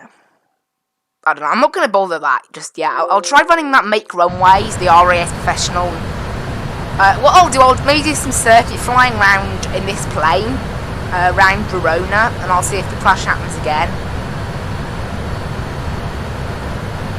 Circuit flying in a 777.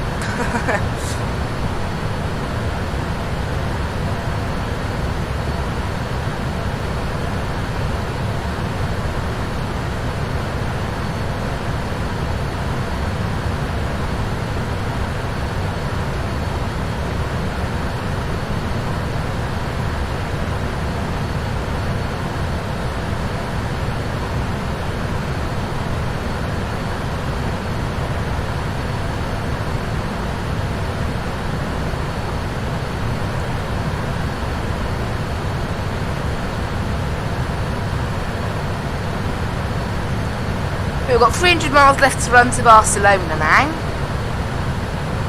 so not far, and 141 until we start descending, so again, really not long. Currently one plane on the ground, and that's the American. That has now disconnected actually, so we're going to have Barcelona solely to ourselves.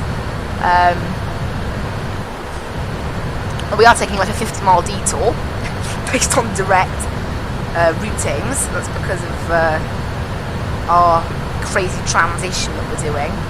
That's how it works in Barcelona, though. I mean, you could go direct to the ILS final from Pumal, but it's not how you do it.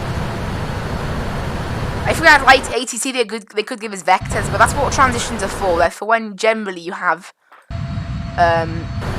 so some airports, they're for when you have no radar control. At other airports, they are just to be followed. Like, I think this is one to be followed, honestly.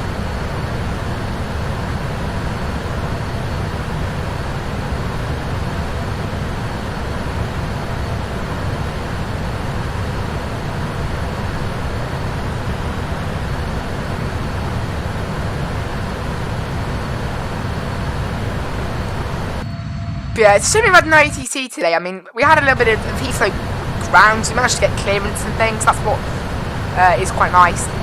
It's nice to get at least a little bit.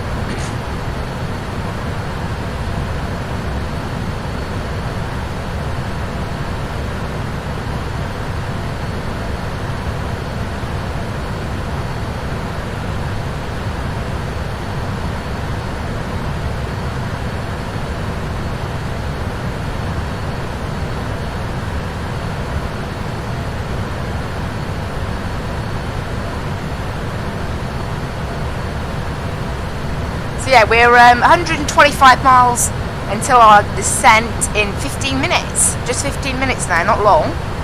That's nice.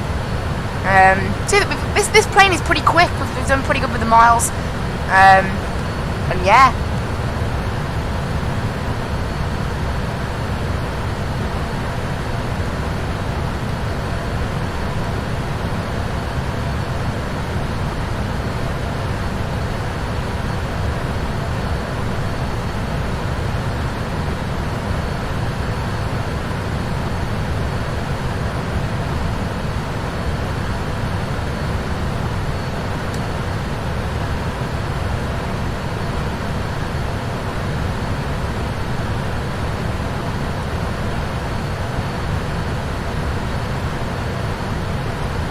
Yeah, so approaching Narak now. Plane's looking good. Our arrival speeds are all good. It's actually 11,000 foot runway down in Barcelona. So an auto brakes, yeah, it's good we're using 25 right. 25 left's quite short actually, and so 02. So 25 right is probably ideal for this plane. It's the only plane that's really, it's the only one that's really long actually. But we've got. And we're going to vacate. Actually, where are we going to park? Let's sort that out before we start planning anything. Stands 200, 202, and 204 are what we're meant to be using. So where are they?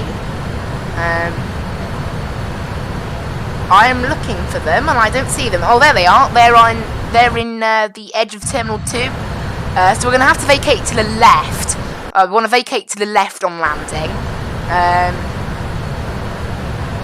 And we want to head off Romeo 5, I'd say. Romeo 5, Romeo 3, any of those, Romeo 6, I don't really mind. So all brakes 2 should be satisfactory for our landing. I'll just make sure I remember. So vacate left to stand 200. We'll take stand 200 today, just so I remember. So 200 is the one right on the edge, and once we vacate on, hopefully Romeo 4 or something, we'll head down. We'll head all the way down the November taxiway, and then down Alpha Sierra into the gate. So that's probably what we'll do today. Quite a simple taxi after departure. After landing, just got to vacate left. It's one of those sort of fast exits properly. So that's good. We've got our arrival all sorted. I just need to take a quick 1-minute break. Be right back.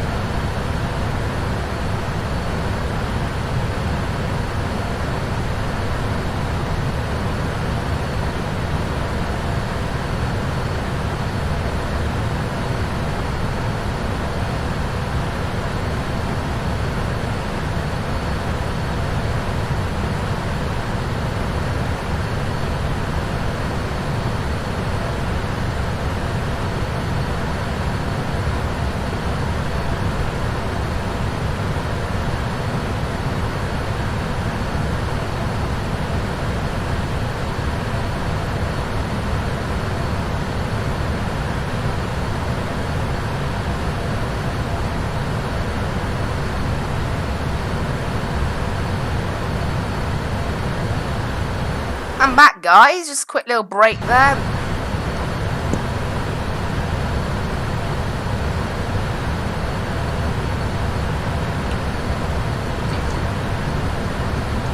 Just had to take a little teeny break there, and we're back.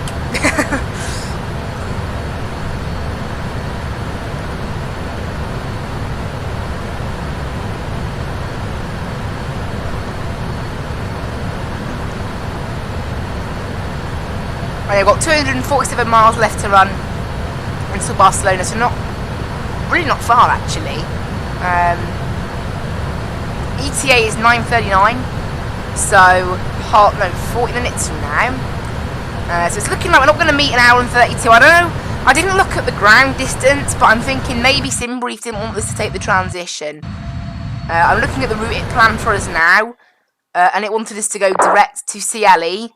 And then direct to the airport, so that's what it was. So we probably have added a little bit of time on the route.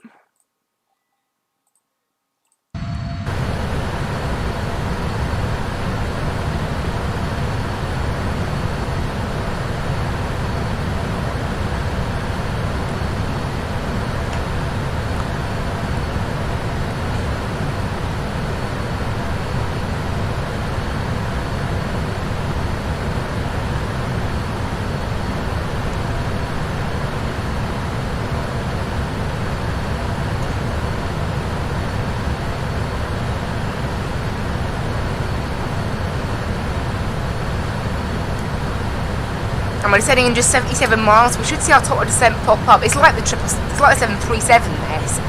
Even though it says 80 nautical mile range, it's not actually an 80 nautical mile range. And we're going to set initial descent to 110. No, 7,000. We'll set initial descent to 7,000. Because that's where we need to be above. It's quite important we're above 7,000 entering our transition, and after that I can go down to 4,600, which is where we must not go below during the transition. During the transition we have got a maximum speed, remember, of 220 knots and 200 knots on final before making that turn.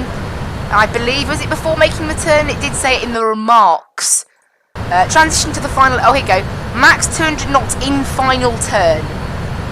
From the outbound leg. So just to save time, I want to make sure there's I'm gonna put in a 200 knot speed limit before we make that turn at BL 427. because normally we'd go down to 200 knots and then do vectors, but obviously no ATC, so I'll just change it. It helps us to get slowed down in time for the turn, so it's just a lot easier basically. Minimums are already set, aren't they? Yes. And reference speeds are set too, so it all sounds good and perfecto.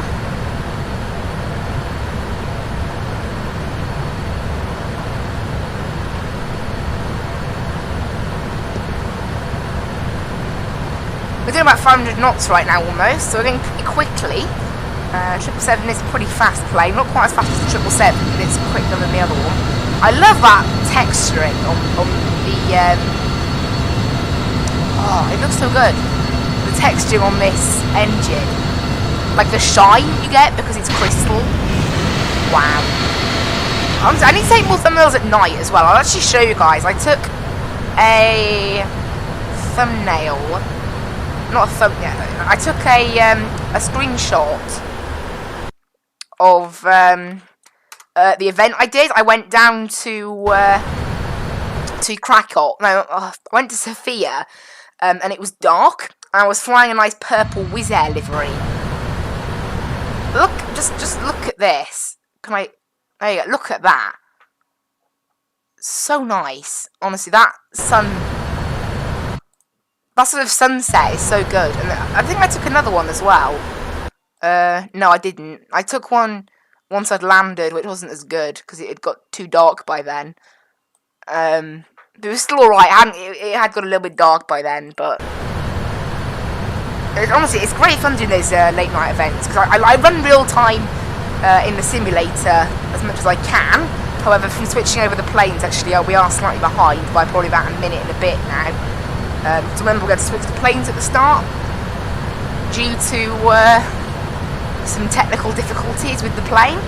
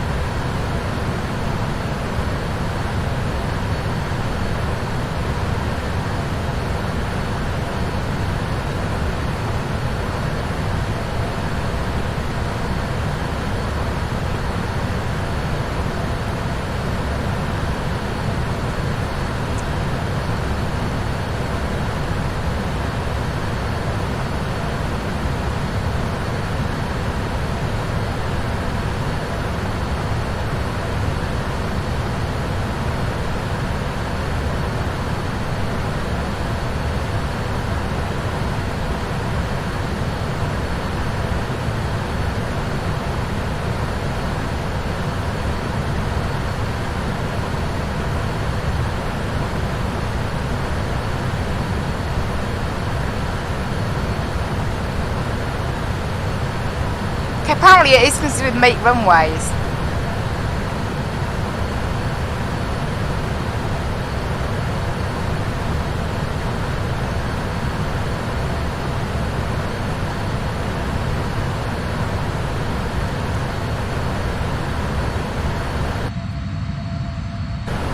Anyway, yeah, so it's probably something to do with the crash yesterday. I think was something to do with Rars Professional. With the sound file of runway 04. So it's basically I need to update, basically read the scenery and saw two different runways and crashed. So just to make sure, should I? No, because the runway name hasn't, because the runway letters haven't changed, unlike they did in Verona, I'm not going to bother disabling it because it should work okay, I think. If it crashes today, I'm going to be cross with myself now. But I think I've discovered the fault then.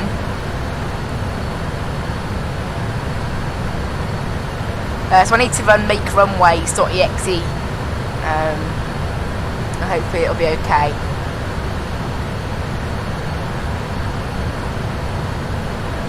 You can see there's Pumal, look, where we need to be below flight level 250. That's the reason for our slightly early descent. The highest terrain in the area is about 12,700 feet, so we should be alright with that. That's why there's a restriction, you have to be at 11,000 at D10 CLE.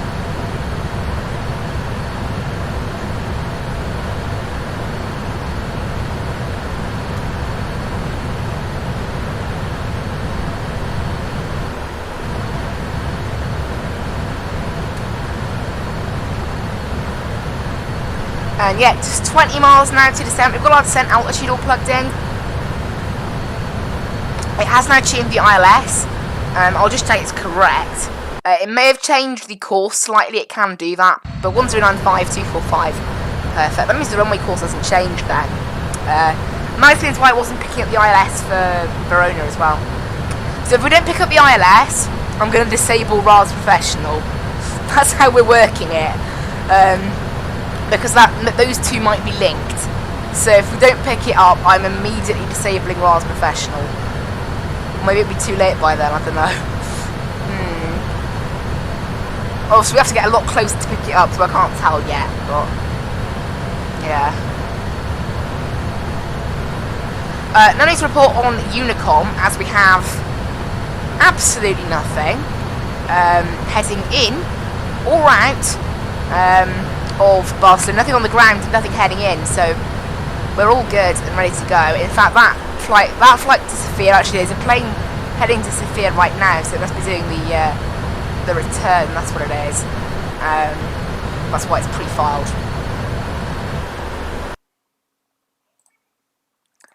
And approaching our top of descent in 9 miles. This is going to 40 nautical mile range now, because we're going to start hitting some waypoints pretty quickly, I think, pretty frequently. So I want to make sure. Obviously, Rocan is normally where UN 859 ends, I think. Mostly it ends around there. If you're heading to Palma, you normally go off to something else there, but obviously we're not heading to Palma today, we're heading to Barcelona, so it's something a little bit different. Normally if I head over to Spain, it is over to Palma or Alicante or something. Obviously this is one of the passenger routes that Fly UK do operate with this 777. The other two short-haul routes being Munich and Zurich, along with the cargo routes that I do, obviously. Because this week, all week we have, of course, flown this plane. Because, why not, I guess. It's a really fun little plane to fly, this, I've got to say. It's good fun. And through doing events and things, I have flown other planes too. But yeah, down we go. It's going to be, I don't know how steep of a descent it's going to be. I mean, I'd expect pretty normal amounts. There we go. It's already picking up to about 1,800 feet per minute. There it goes.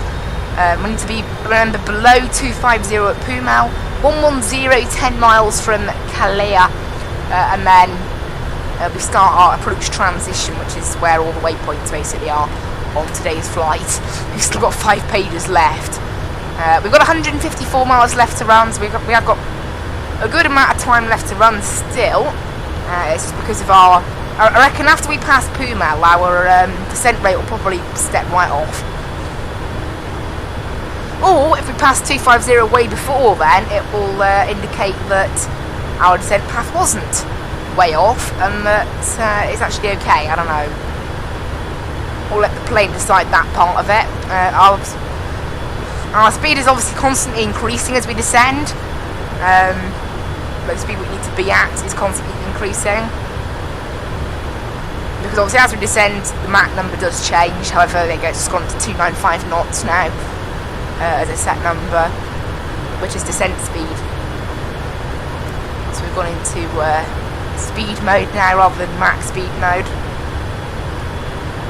And down we go. We've already descended 4,000 feet, so making pretty cracking progress at this.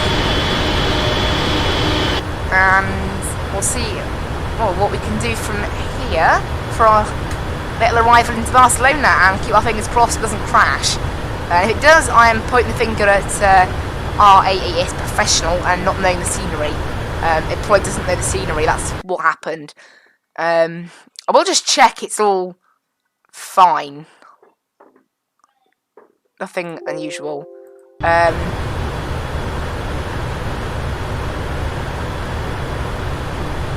yeah, not bad. We should have about half hour left to run now. So we are. The flight is going to be more like an hour and 40 minutes by the time we're done, I think, because of the extra transition that I think simply wasn't counting on us doing. I'll have a look at the mileage counter once we finish, but we were meant to fly 653 miles, so I'll see what that ends up being at the end.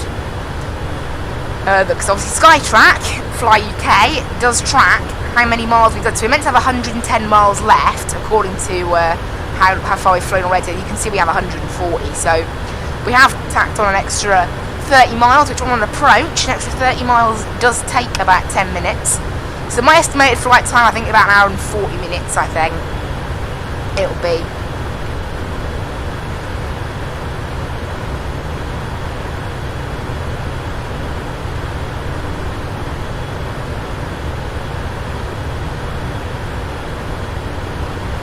Has our contrail gone yet? No, it hasn't. So we're still producing a contrail behind us. And by the looks of it, we are going to be at Pumal pretty much exactly flight level 250, so it has planned it. Actually, no, I think we were below it actually, so maybe that restriction didn't really impact on our descent. Maybe it was it could be the lengthy transition as well. Remember, for the whole transition, once we get into that sort of loop, we need to be below 8,000. As well, that's quite important to note. So that might have been part of the decision as well, made by the plane. Because by the looks of it, this restriction here, otherwise, if this restriction mattered, we'd be crossing flight level 250 pretty much exactly before it, because the plane wants to obviously maximise the amount of time it can get at cruise, because, well, save fuel, save time, you know, because obviously we go a lot quicker when we're at cruise, don't we? We've already dropped about 60 knots since descending, and we're going to drop a whole lot more than that later on.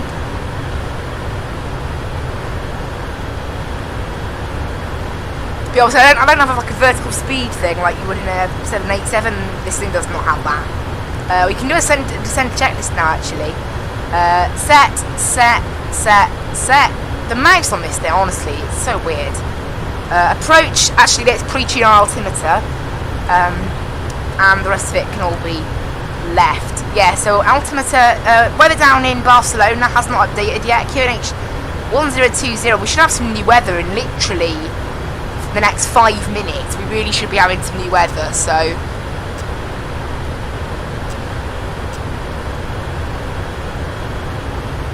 Okay, 1020 on the QNH at the moment. The transition has to use 6,000 here at Barcelona because I haven't got a level. Haven't got a transition level to follow, and we are about 1,500 feet below it. This terrain doesn't look too high, despite what it said on the charts. Our contrail has now disappeared. Obviously, no need to report on Unicorn. We've got nothing heading in or out Barcelona, as I said previously. So, yeah, down we go. This thing might level out descent after Pumal. I don't know. Actually, it looks like it is levelling out descent slightly. We're only doing 2,100 feet per minute. Actually, never mind, it's starting to go up again. It just does it like that, I think. It does go a bit up and down like that. In fact, our descent rate may have increased slightly. I don't know. It seems like it may. I think it's just a bit up and down. That's how this plane does it. We are passing 22,000 feet now.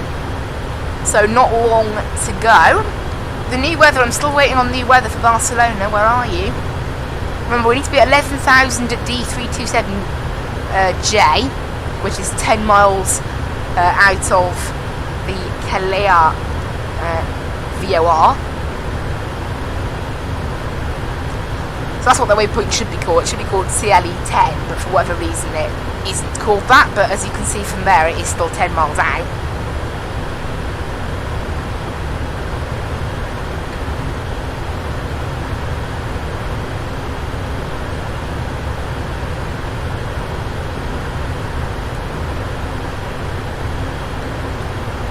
But yeah, down we go, passing 20,000. 108 miles left to run into Barcelona. Not bad. Not bad at all. Made pretty good time. Hopefully, you know, RAS Professional does not decide to crash on us. And that's what I've got to hope anyway.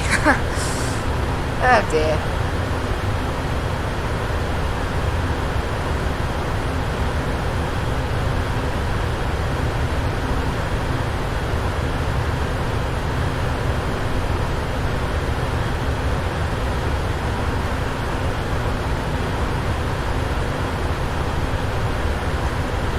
Yeah, remember we need to be at 11,000 and then we need to be above 7,000 on the transition then. On the first transition waypoint, and then from there we can set this down to 4,600 on the altitude thing. Where's that new weather through? Oh, there you go, the new weather has come through now. I'm glad we stuck with runway 25 because the wind has actually come back round to favour runway 25. We've got a few clouds at 1,800 feet, not too bad. QNH 1020, so that stayed the same. 26 degrees, wow.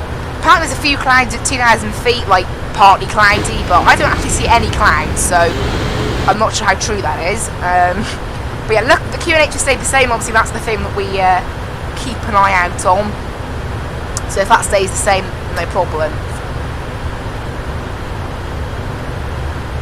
I'm going to be at 250 knots then by this waypoint as well. As we descend down to 11,000 initially, then 7,000. This is going to go down to 20 nautical mile range now. Oh, I accidentally clicked VOR mode, I didn't turn down the map mode. There we go, that's better.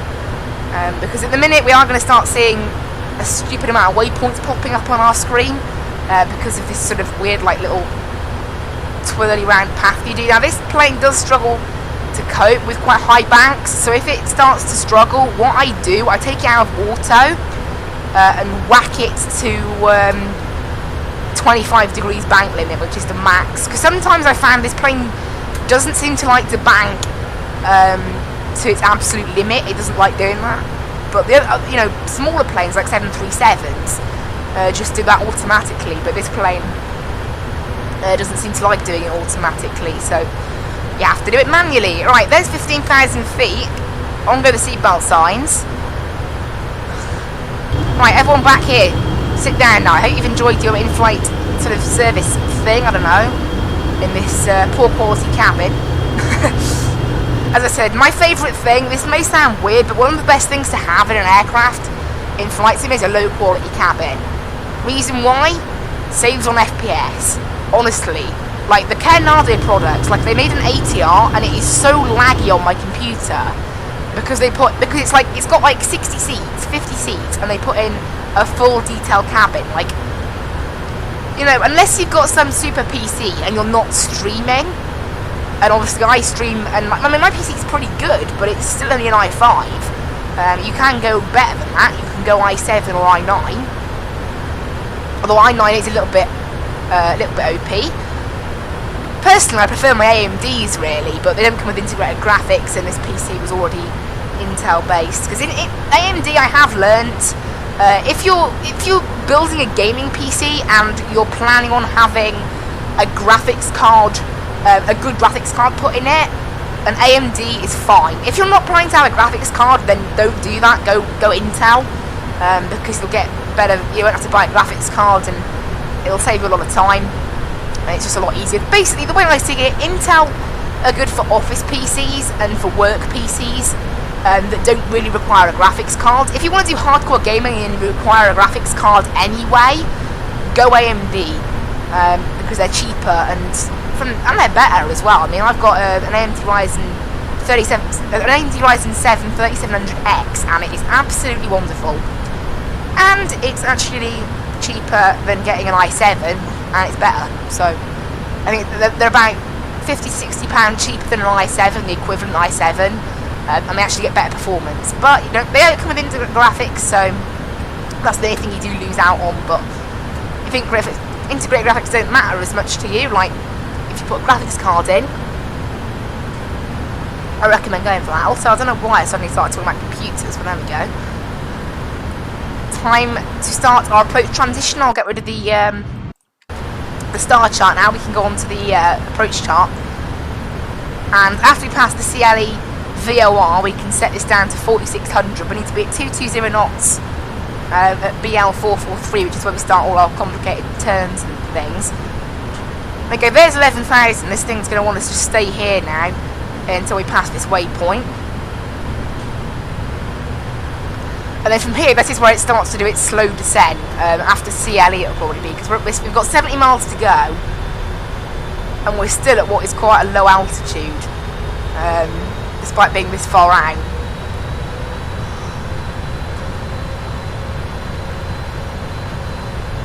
You can see how slow it's descending, because we need to be below 10,000, but yeah, this thing is going to do a proper slow descent now, I can guarantee it. In fact, you can see here, look, I mean, it's going to do, in 18 miles, it's going to drop 1,000 feet. Like, that's not good, but it's what it has to do, really, because we're going to go so slowly and cover so many miles. I could potentially actually go direct to BL423 and start the ILS. You know what, let's do that. Let's start the ILS. There's no point wasting time. There's absolutely no point wasting time, because there's actually no need to do the transition if you think about it, really, is there? There's no traffic in the area. We can just say, this is what they do with those ATC, I think, but we're still going to do the full approach leg, obviously, to help ourselves slow down. So I'm going to do it I could have gone direct to Tebler and started the ILS. I'm not going to start the ILS immediately, but that cut is about 30 miles out. I'm going to have to try and slow down now, though.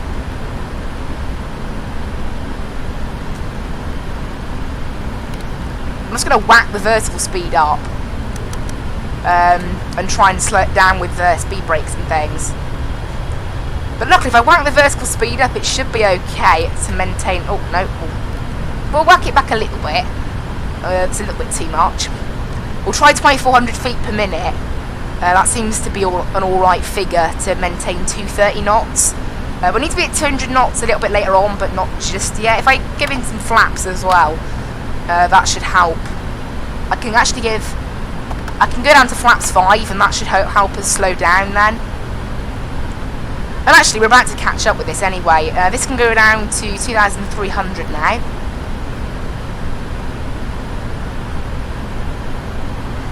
And hopefully, there you go, we're about to catch up with our descent path, and it should, hello in the chat, stick around for landing. I don't know, hopefully the game decides to behave itself and doesn't crash, and our RAAS professional doesn't mess up. I think it might be something to do, because I also saw when looking it up, apparently there are some bugs with the sound file for runway 04, which, remember, was what we were, of course, landing on in Verona. It was a runway 04 in Verona, so right, I can actually take it out of vertical speed mode now. I'm going to take manual control of the speed still, though, and this thing should hopefully start to even out. There we go, and that will allow us then to slow down. And look at that, our plane's going to start slowing like mad. We're going to give it flaps 15 as well, that's the max we can do. I'm just going to save us a lot of time and fuel this cut, because really, as I said, there's no planes, so what's the point? If there's nothing heading in or out, there's no need to even to report on Unicom, there's nothing heading in or out. I want to go 190 knots, we need to go 160 knots until 40 I read the arrival briefing before starting the stream today, actually, so I'm well ahead of myself in that sense. And we have now latched onto the ILS, so that means that nothing about the runways has been changed in the scenery from default, which hopefully means RAAS Professional will behave itself.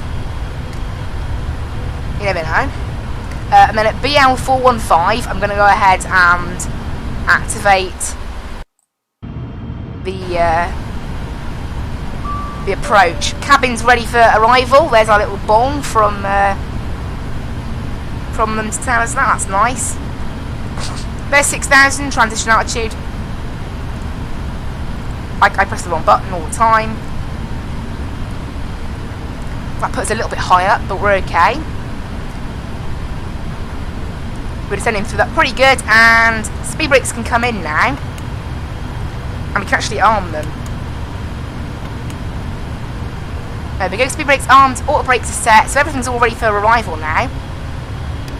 This thing did have a little issue with getting itself correctly armed. We'll go direct to Tebler now, which is the start of the ILS in 10 miles time. At 180 knots, and we're 21 miles out still, so I won't bother slowing any more than we are currently. We're a little bit too slow even. So it's looking like, yeah, basically, by doing this, we're going to match up with the time that SimBrief gave us at the start of the flight, hopefully. We have saved ourselves about 7 or 8 minutes by taking that little teeny shortcut, which is quite nice. And I can now see the localizer and the glide slope popper. There you go, I've armed the localizer, so this thing can now join the localizer. It's going to wait on the, need to be at 2,300 feet to intercept the glide slope. So this thing will continue descending onto its own plan for now, I think. And everything's ready for landing then. Everything's all set up and ready, so can't quite see the airport. Remember, we are still 18 miles away. We're quite far out just at the moment. Got a little bit more to go yet.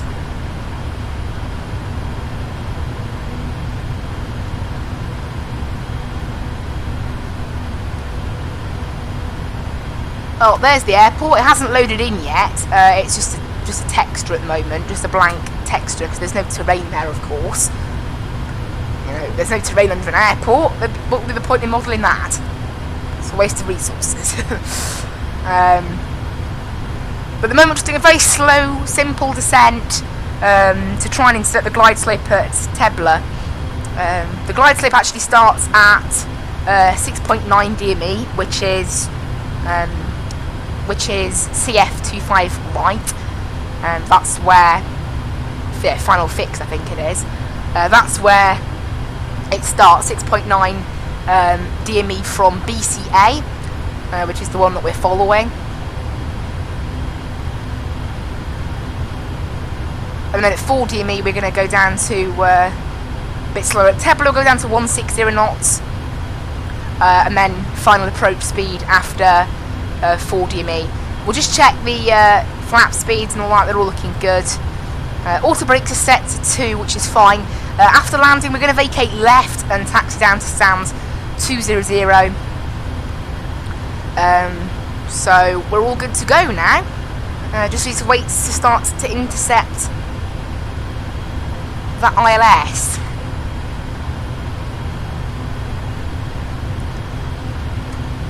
We're still 13 miles out, so I'm not going to slow down just yet.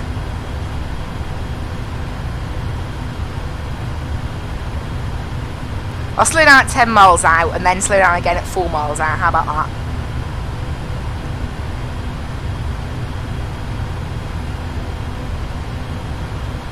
And we should intercept the glide slope at FF25 right, hopefully. At least that's the plan. Go altitude, missed approach is climb to 3,000. So yeah, climb on runway heading to 5 DME, turn left, right, yeah, turn left to BCM on heading to 242 and climb to 3,000. So 3,000 is the missed approach.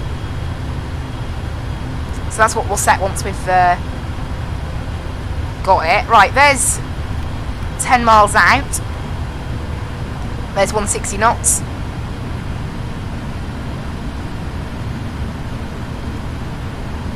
And doesn't look like the plane wants to slow down itself, so we'll put out speed brakes to help.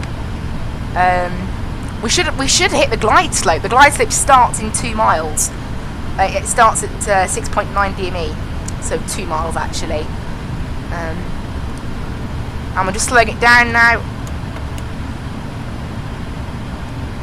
There's the lovely Barcelona El Prat International Airport ahead of us. And there's the glide slope, up to 3,000 on here. And at 5 miles out, we'll drop the gear and go full flaps and ready for landing and all that stuff. Actually, we'll do it at 6 miles out because then it gives me time to slow down with the flaps. And remember that our arrival speed is 137. 137. Right, there's 6 miles out. We'll drop the gear. And once it's dropped, we can go full flaps and start to slow this thing down. Again, the speed restriction doesn't totally matter quite as much. Just make sure the gear is down. And there we go, full flaps and down to 137 knots. And this thing should slow down by itself with all the drag that we've put out. Yep, there it goes. Slowing down to 137 knots. And we'll have to hope it doesn't crash. If it does, I'm going to have to just get rid of RIS Professional, I think. Because obviously it came free with the aircraft, so I'm not too bothered about keeping it, honestly. Right. Out comes the autopilot. Obviously we made sure it was a resettable siren, so we didn't end up getting deafened. Very important, that. Very, very important.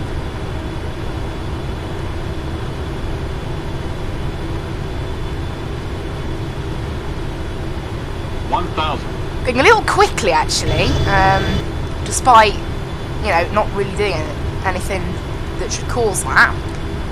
3 miles out, no planes on the ground in Barcelona. We have the whole thing to ourselves. That's just why I haven't been reporting on Unicom, if anyone's wondering. Calm winds by the looks of it. Nothing showing up on our wind radar thing, which is good.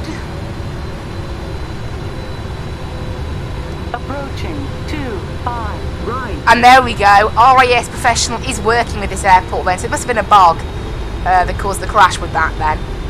I'll have to watch it back to see if I did get the sound, but I don't think I did. We're a little bit too high actually, so let's just pitch the plane down a teeny bit. 400. There you go, I'm matching back up with the glide slope now a little bit. Minimums.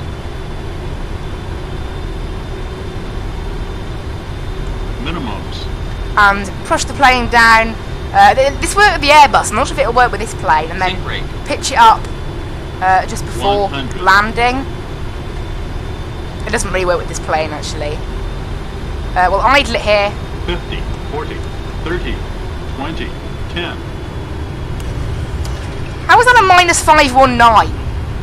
That felt really smooth, honestly. I don't know how that was a -519, but that means it was a shocking landing, but I wouldn't say it was. Any knots, reverse is in, and we'll go ahead and vacate on Romeo 2 if we can. No, Romeo 3, there we go, Romeo 3. Stop the clock there, 1 hour and 33, so only 1 minute more than planned. Vacate here on Romeo 3, the scenery is actually it's mostly in the right place, which is pretty decent. Right, and turn them off, on go the taxi lights. On goes the EPU, and hello and welcome everyone to Barcelona. Of course, RAS Professional did actually work this time, which meant no crash for us. Woohoo. I think there's something wrong with the 04 sound file, maybe. But there we go. There we go. Hello and welcome, everyone, to Barcelona. Taxiing down November here. We're going to make a little left. Yeah, we're taxiing down November. We're going to make a left on Alpha Sierra into gate 200. Which should be a heavy gate. It's the one, I don't know, it's the one they've been recommended by Fly UK. So it's the one we're going to use. We'll use IAG go on for the handling.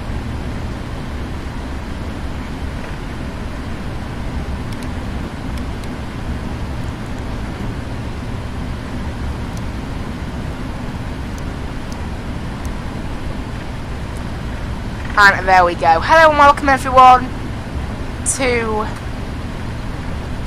the lovely airport of Barcelona. Spoilers can come in now. And flaps can come in too. And there we go. Just make ourselves a little taxi down now. That's Romeo 6. So we're still... There you go, Echo Sierra, we want Alpha Sierra. That's the one that's on there's the GSX you can see over there. Pretty nice scenery, and it is actually in the right place, mostly. According to Navigraph, we're like over there, so it's pretty good. It's not too far out. There we go, hello and welcome everyone to Barcelona. I really don't think that landing was as rough as our plugin said. I'm wondering if that was a bug. It actually felt quite smooth. Not the smoothest of landings, obviously. It's me flying, what to expect, but it certainly wasn't minus 519 rough.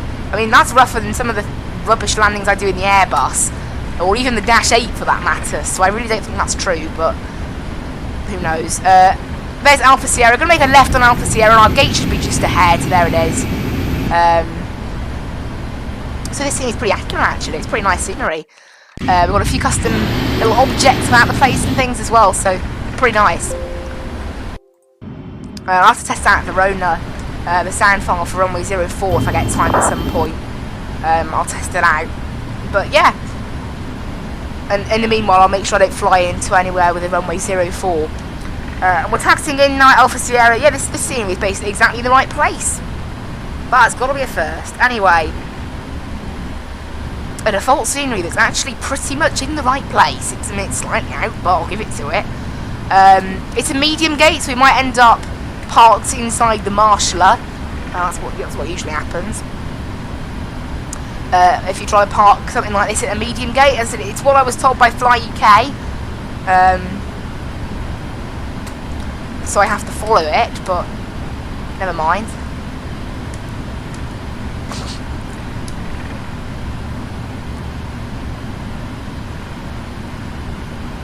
And we'll turn it to the right.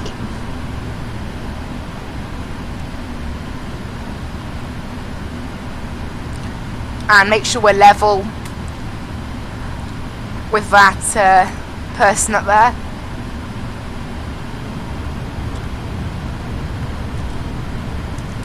And yeah, by the looks of it, we are going to end up inside this marshaller, almost certainly. Looking at the well, the distance he's telling us to cover.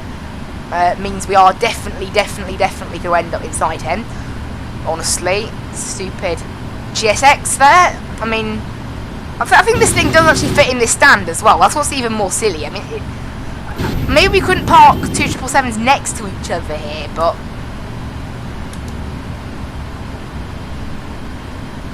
yeah, we're definitely going to end up inside this marshaller.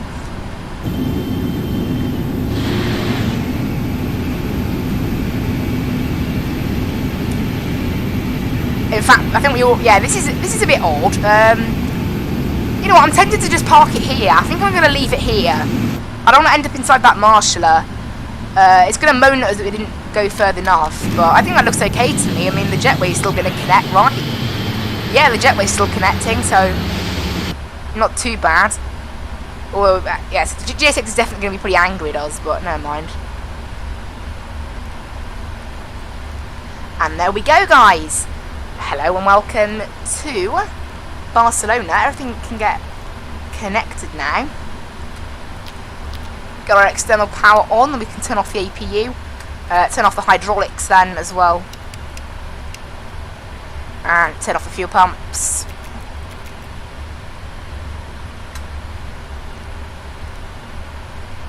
And we'll disarm the entry number 2, and we can open those 2 cargo doors and request deboarding from GSX. We can open that left door. We can go ahead and turn off the seatbelt signs. We have already operated the jetway. The jetway's connected pretty well, actually, although a bit wonky, maybe. And the APU's been turned off. Just check everything up here is looking good. Packs can come off even though they are automatic and they were already off. And there we go. everything's all good and working. Beacon light can come off, taxi light, strobe light. Obviously the nav light stays on because we're still dealing with the plane. And there we go, that is it. All done. All the passengers are going to get themselves off now. Can reset the clock and stop recording the Fly UK. We flew 653 miles in the end, which is exactly what we were planning because we skipped out our transition, which did save us about 10 minutes, I think, so that was pretty nice. We can also open the back door, actually. There's a stair there, so that implies that people are going to deboard through it, so we'll open it. And there we go. The marshal is still there, because I think he thinks we're not close enough, maybe. Never mind. Because we parked in the wrong place, it has messed up GSX a little bit. Yeah, I'm not sure how they're going to get... I'd like to see how they're going to get the second and, like, the last of the pallets there, but never mind. Weirdly, I'm positive baggage got loaded in Heathrow, so how pallets are being offloaded, I'm not totally sure how that's possible. Never mind. A little bit strange, never mind. And there we go. Hello and welcome everyone to Barcelona. I hope everyone really enjoyed the stream today. I'll go ahead and turn off Active Sky. I always forget to power that off. And the overlay. I always forget to turn off the overlay. But there we go. Hello and welcome. I hope everyone really enjoyed their little sort of flight today. Obviously. Let's see him get that. Let's see him get that. Is that pallet floating or is it just me? Suspicious. It looked like it was floating for a little bit then. We'll disconnect ourselves from the Vatsim network. Yeah, look at that. Look at those pallets trying to move about the place. It's worked out though, I'm surprised. Alright, let's go inside then and get everything turned off. I don't know how I can hear passengers deboarding because they're deboarding out the back engine, but never mind, I guess. And we're finished with the plane so the nav light can come off.